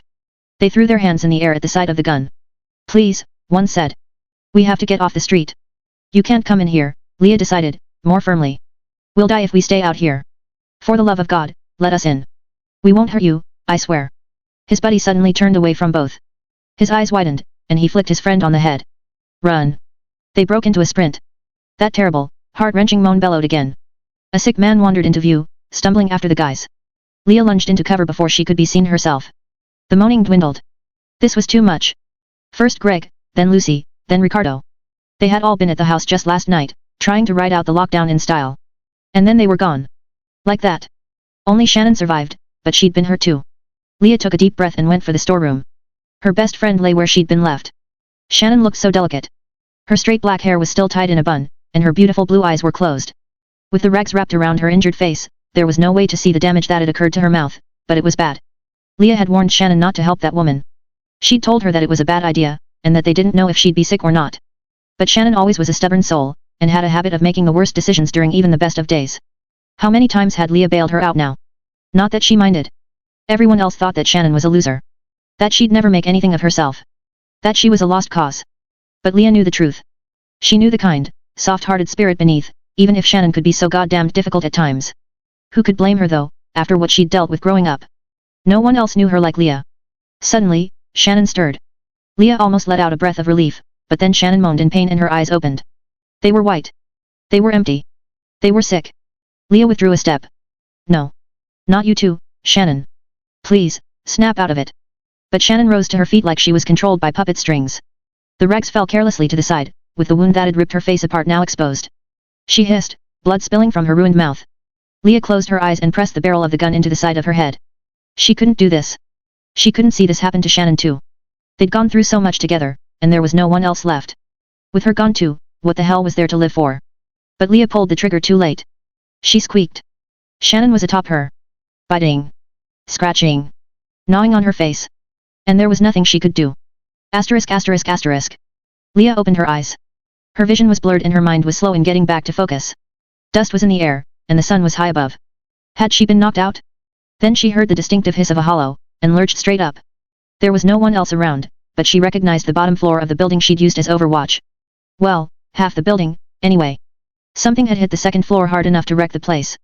The memory bled back in as Leah rubbed her head. It wasn't until the last moment that she'd seen Xander driving up with an RPG. She'd been too focused on getting Liam out. Another hollow moaned. Can't think of that now. Hollows were wandering aimlessly outside, with a few studying Leah curiously. She closed her eyes and hissed back, using the impression she'd cultivated over the years to throw them off. The hollows went back to their shuffling. Leah tried to grab some debris for support, but realized her right arm ended before the elbow. It took another second to spot where the rest had landed, on the ground and severed not far away. Ugh. Not again.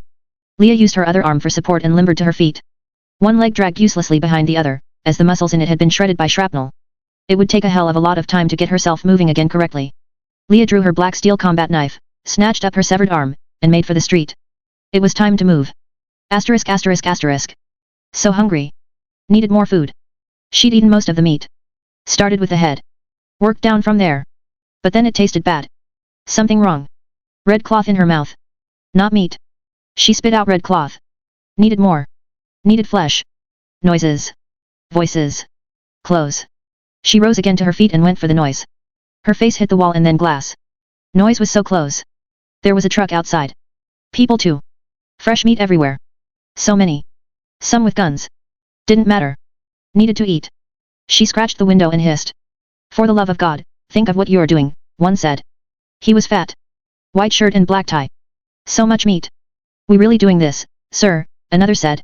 Smaller. Leaner. Camouflage shirt. But still fresh.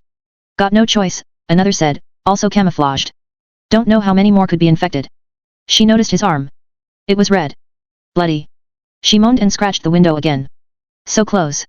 You can't do this, fat man said. This is murder. You should have thought of that before you hid one of them, bleeding man said. She was my wife. Fuck this.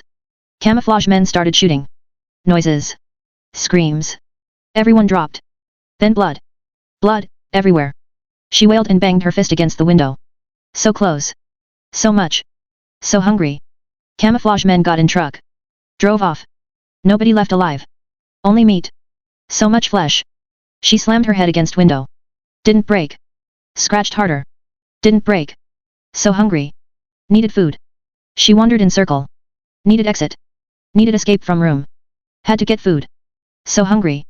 Taste of blood so close. She gripped the door. Didn't scratch. Didn't slam. Fingers wrapped around knob. She squeezed. Knob stuck. She paused. Other hand still holding red cloth. Something different about it. Something important. She looked at old meat. Felt sad. What was old meat? She walked over. Saw waitress uniform. Wasn't hungry for that. Fresh meat outside. Had to escape. But she couldn't. Eyes watched old meat. Felt different. Wanted something. Needed something. Key. She felt waitress uniform. Shiny metal on chain. She yanked. Went back to door. Put key in lock. Squeezed. Moved. Lock clicked. Door opened a crack. She paused. Old meat still there. Still dead. Something missing. She looked at key. Saw name tag attached. Leah, she thought. Sounded good. Sounded right. Smell of blood strong. So hungry. Fresh meat outside. Leah opened the door and stumbled through, scarf in hand. Asterisk asterisk asterisk. Leah peered out from the door of the general store she'd hidden in.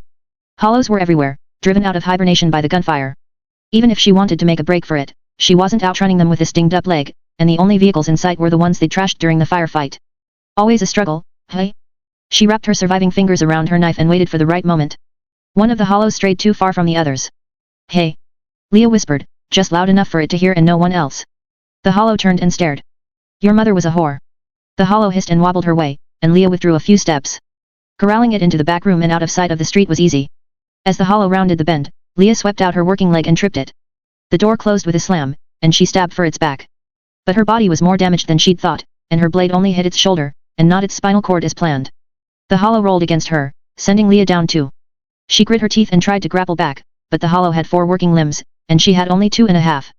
Nails scratched against flesh and teeth bit down, but she managed to get behind its back before it could strike her head. The hollow moaned as Leah locked it in place with her thighs and arm. Slowly, carefully, Leah angled the black steel of her knife into the hollow's mouth. It thrashed in response while she tried to maintain the most awkward rear naked choke she'd ever performed. This was definitely harder with only one arm. But there was success. A bloodied tooth popped free as she wrenched her knife back out. The hollow's struggles doubled, and again she was forced to recover the security of her hold, this time using her severed arm as a brace against its neck to give her surviving hand more leverage. She looked at the tooth and sighed. 1 down. A lot to go. B1, Chapter 30, The First Hunter, 2. The hunger never stopped. No matter how much Leah ate, no matter how many bodies she consumed, her stomach just kept demanding more. How many would it take? But Leah had also been getting smarter. There was something about the heads that she craved most, and so she'd made a habit of going straight for them. Leah had learned a lot in the time she'd been awake. There were 2 other types of people in the world, carnivores and prey. The carnivores were slow and clumsy, and were like her but different. They ignored everything she did. The prey were strange. They were fast and clever, and sometimes turned into carnivores if left alone too long. Only when eaten fast could they stay as food. Leah was close to another meal now. This was a different type of meat. She could smell it. Perhaps this time, the hunger would be sated, once and for all. She'd wandered into someone's backyard, with a white picket fence and pool by the door. The prey had long since abandoned it. Leah found her prize. He was a dog, with dirty blonde fur and sad little eyes that watched her as she approached. Another carnivore must have gotten to him first, as the midsection had been sliced open, and he could no longer run. His tiny stomach vibrated with a rising zeal the closer she drew. Her nostrils burned with the smell of new blood. The dog winced as she stroked it. She was so hungry. I'm sorry, Leah said before sinking her teeth in. Moans erupted behind, and another pair of carnivores entered the yard.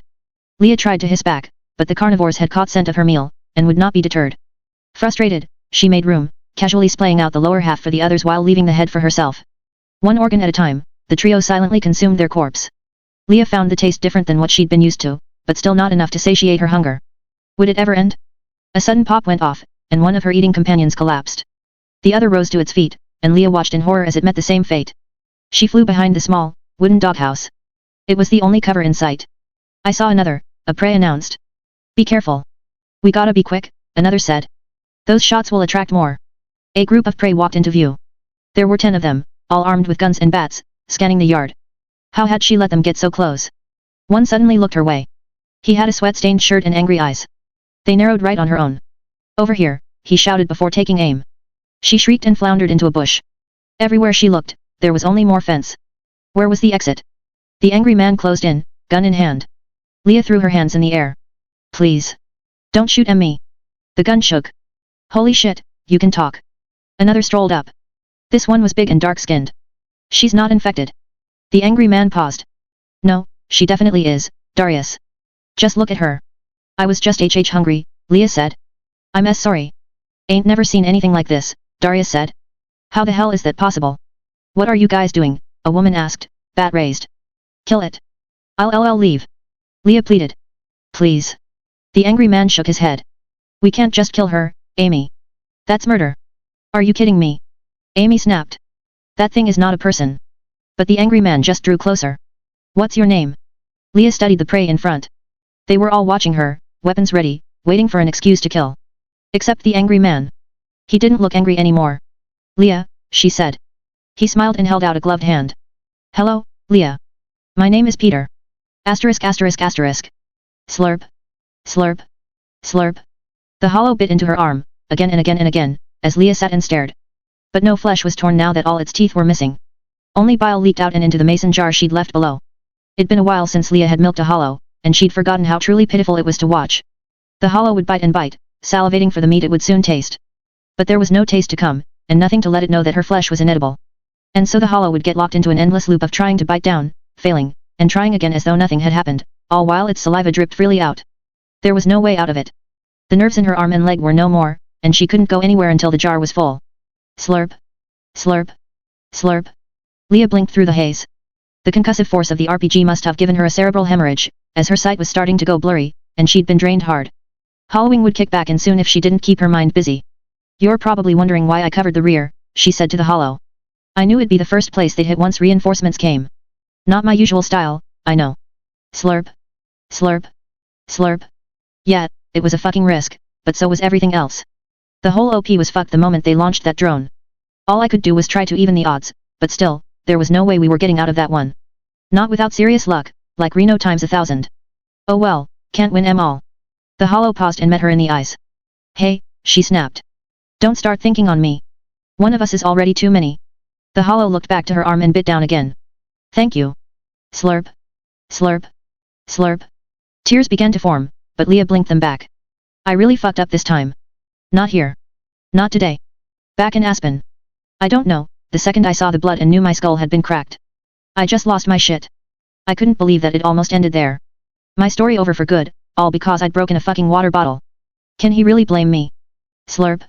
Slurp. Slurp. I get it. It's all my fault. The guy was just trying to find his family. Sure, it was a dumb, hopeless cause that'd never come true, but it was also the only thing that made him sane. I could see it, man. All those long nights he couldn't sleep. All those times he stumbled on a rock. He needed that stupid dream to keep him in the fight. It was the foundation of his own res. And I tried to take that away from him. She sighed. Not just Liam either. Mastermind, Kurt.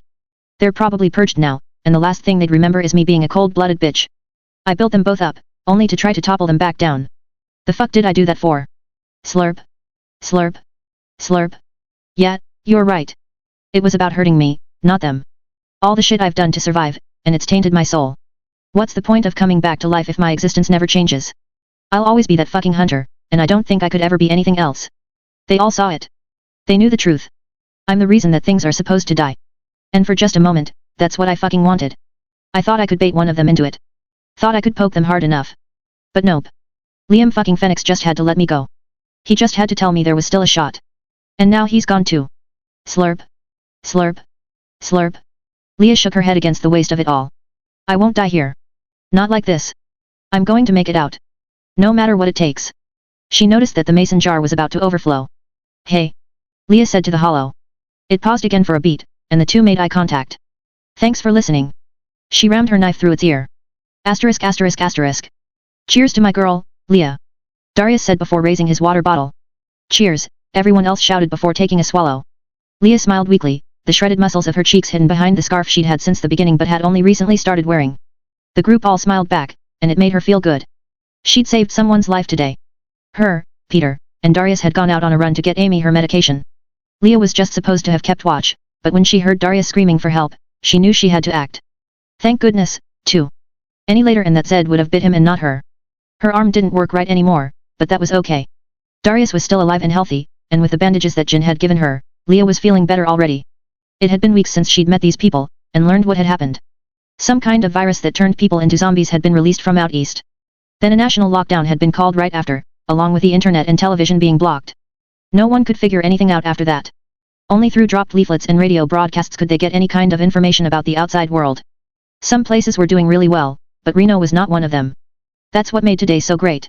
They'd heard a government announcement that the military was coming to Nevada soon, and would liberate the city from the endless hordes of Zeds. If they could just hold out long enough, Leah could find scientists, and then they'd make a cure. That was what Jin said anyway, and he was a neurologist. But it wouldn't be easy.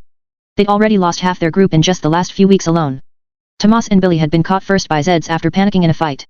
Then Jessie had been shot by a cop, and Lisa went down soon after, though hers was self-inflicted. Watching Oliver die was the worst. He was so young and had such a good attitude. Peter strolled over and patted Leah on the back. When this thing's over, me and you are getting a drink. Really? She asked. Yeah, really. I'll pay the tab, and you won't have to worry about wearing that scarf anymore.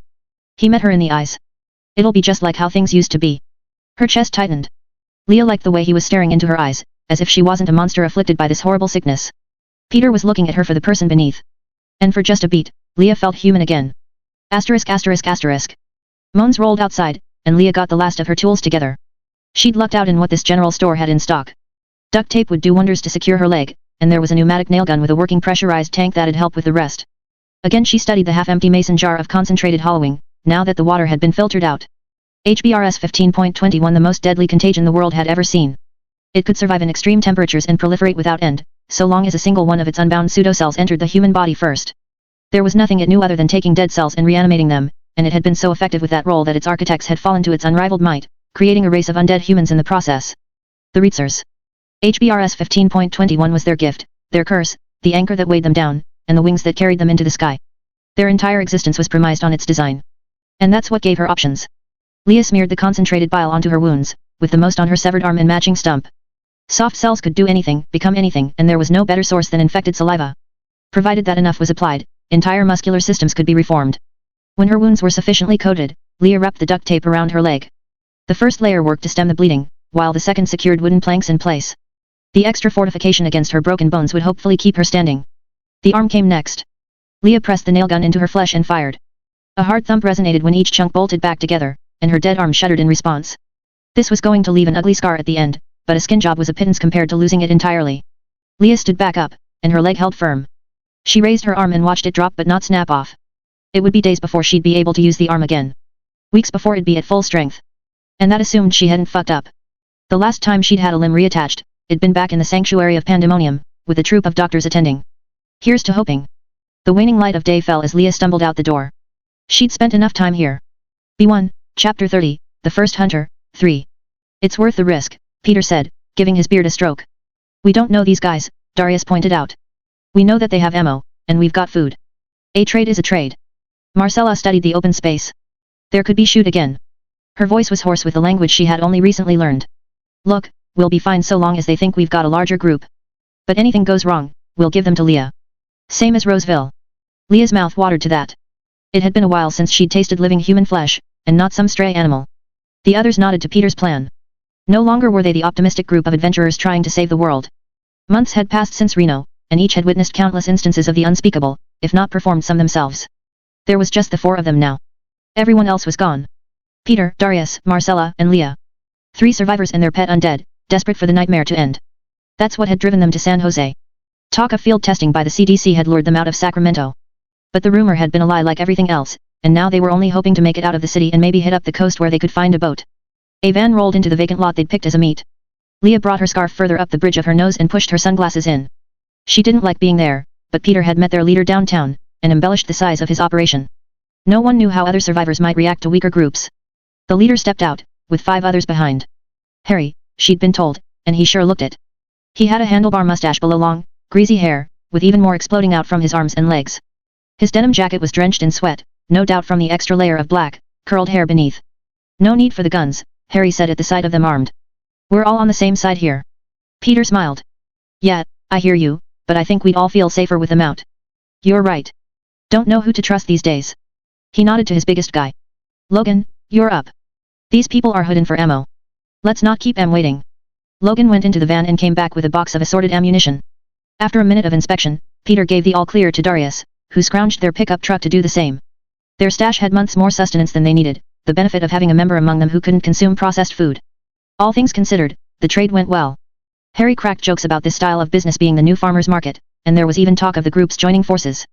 The tension began to ease, and almost disappeared entirely. Until one of theirs drew a gun. Shit.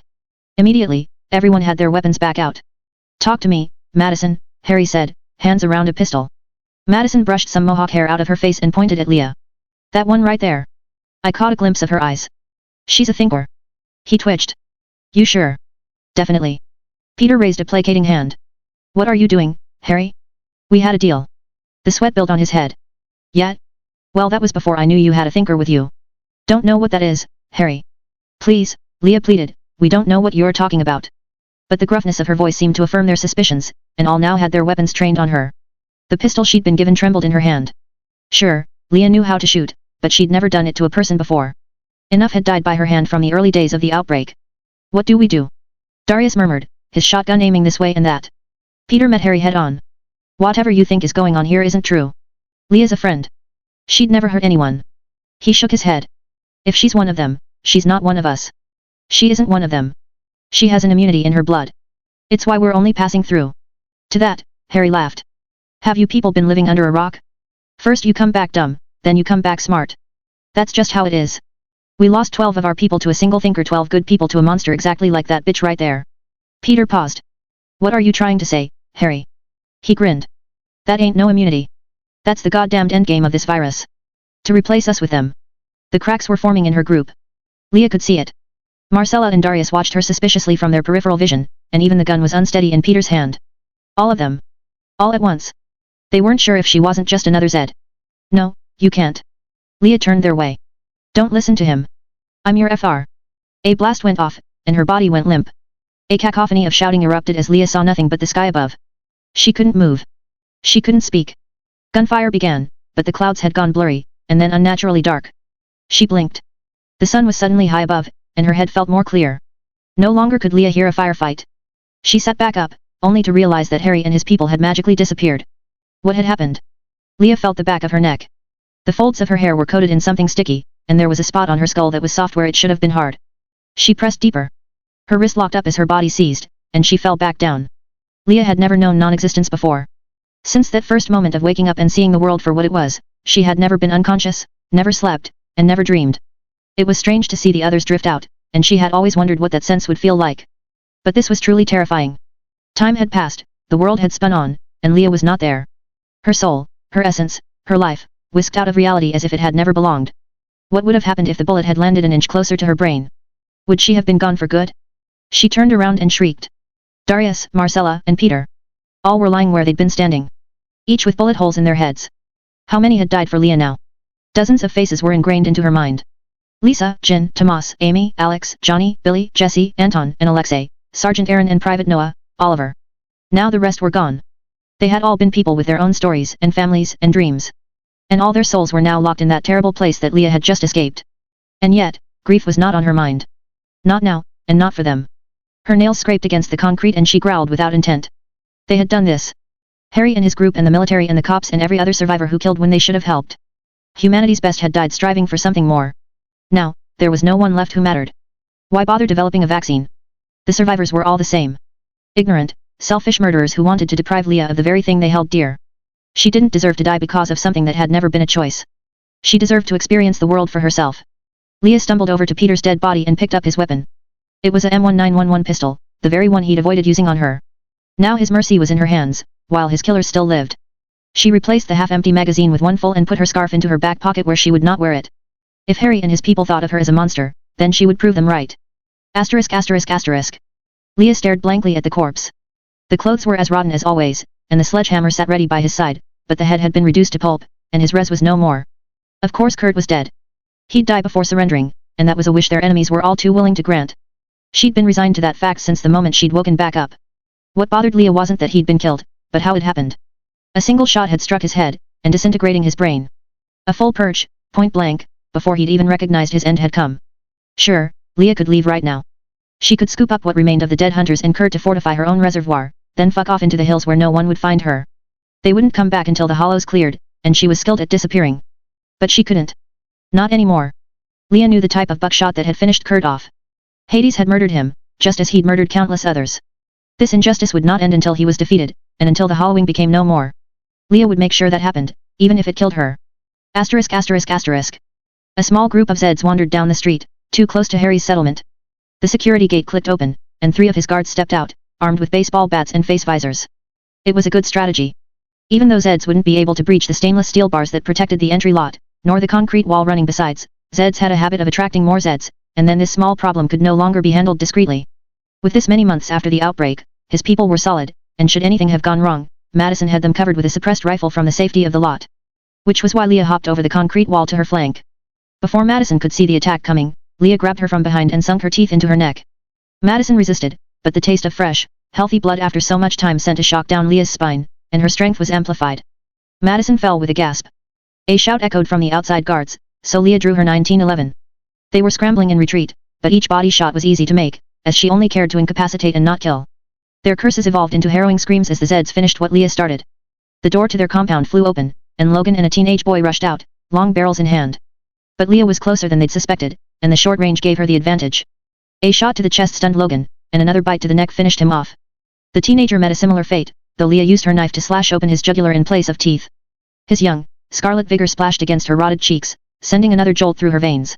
As Leah made for the door, she caught sight of the rest of the Zed herd she'd lured, now drawn by the gunshots and screams. She advanced inside, armed with knife and gun.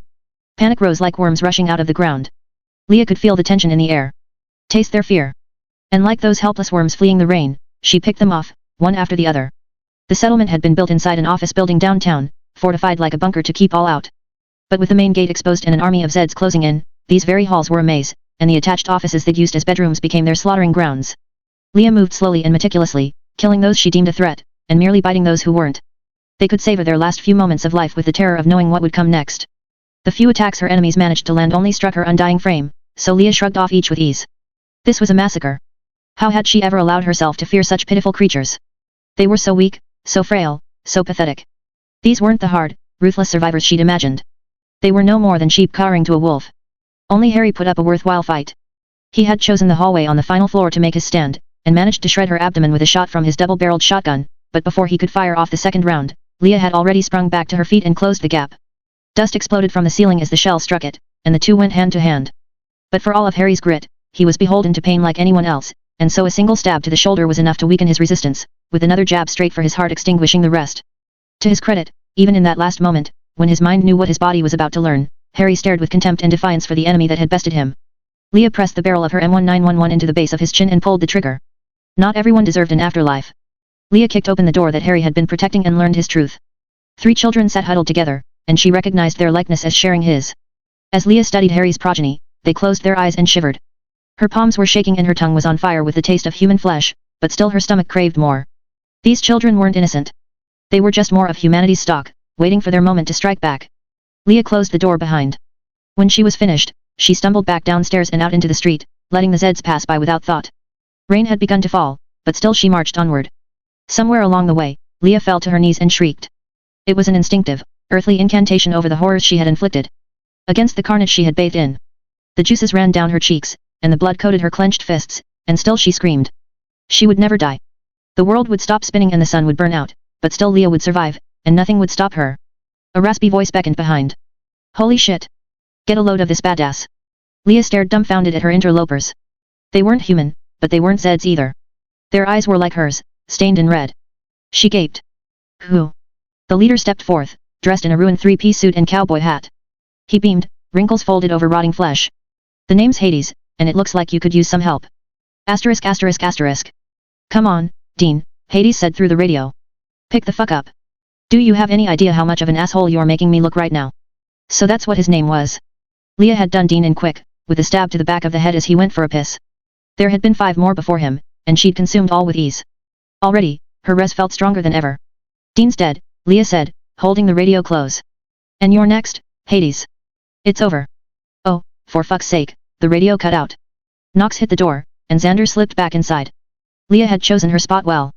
Hidden in the vent outside his interrogation room, there was no way they'd see the shot coming. She braced her strongest leg against the walls of the vent and took aim. But then the door opened wider, and she caught sight of what sat behind. Liam was still alive and well, and Leah could no longer guarantee a clean shot. Hades flew out the door and down the hall before she could recalculate the risk, with Xander at his flank. Shit. Dealing with him would have to wait. Another hunter marched into view, dressed in the black leathers of Xander's crew, with a peacock's feather poking out from her cap. An officer. One of his last, she suspected. Leah squirmed around and holstered her 1911. She'd have to act fast if they were all getting out of this. The ping of a coin echoed throughout the hall, and the officer studied the spot where it had landed. Leah squeezed deeper into the vent, and her target's sight fell everywhere but where she lay. When the officer walked directly below, Leah leaned back out. The officer caught sight of the penny Leah had thrown, but she had noticed too late. Squeaks flared as the officer was yanked from the neck. Her lithe frame banged against the ceiling where the vent opened up, but her arms were too wide to reach through and defend. She shouted but once before Leah bit down, the fortified enamel of her teeth far stronger than the softness of her victim's skull.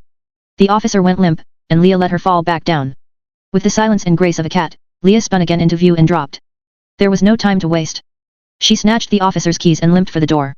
Leah, Liam said with a gasp. You're alive. Am I? Hold still. She pressed the keys into his restraints. You came for us, Mother said. Mastermind tried to speak, but he'd taken a bullet to the throat, and his vocal cords were torn. Only a thin whisper creaked out, too soft to follow. What do we do now? Liam asked when they were all free. Leah went for the door. We finish what we've started.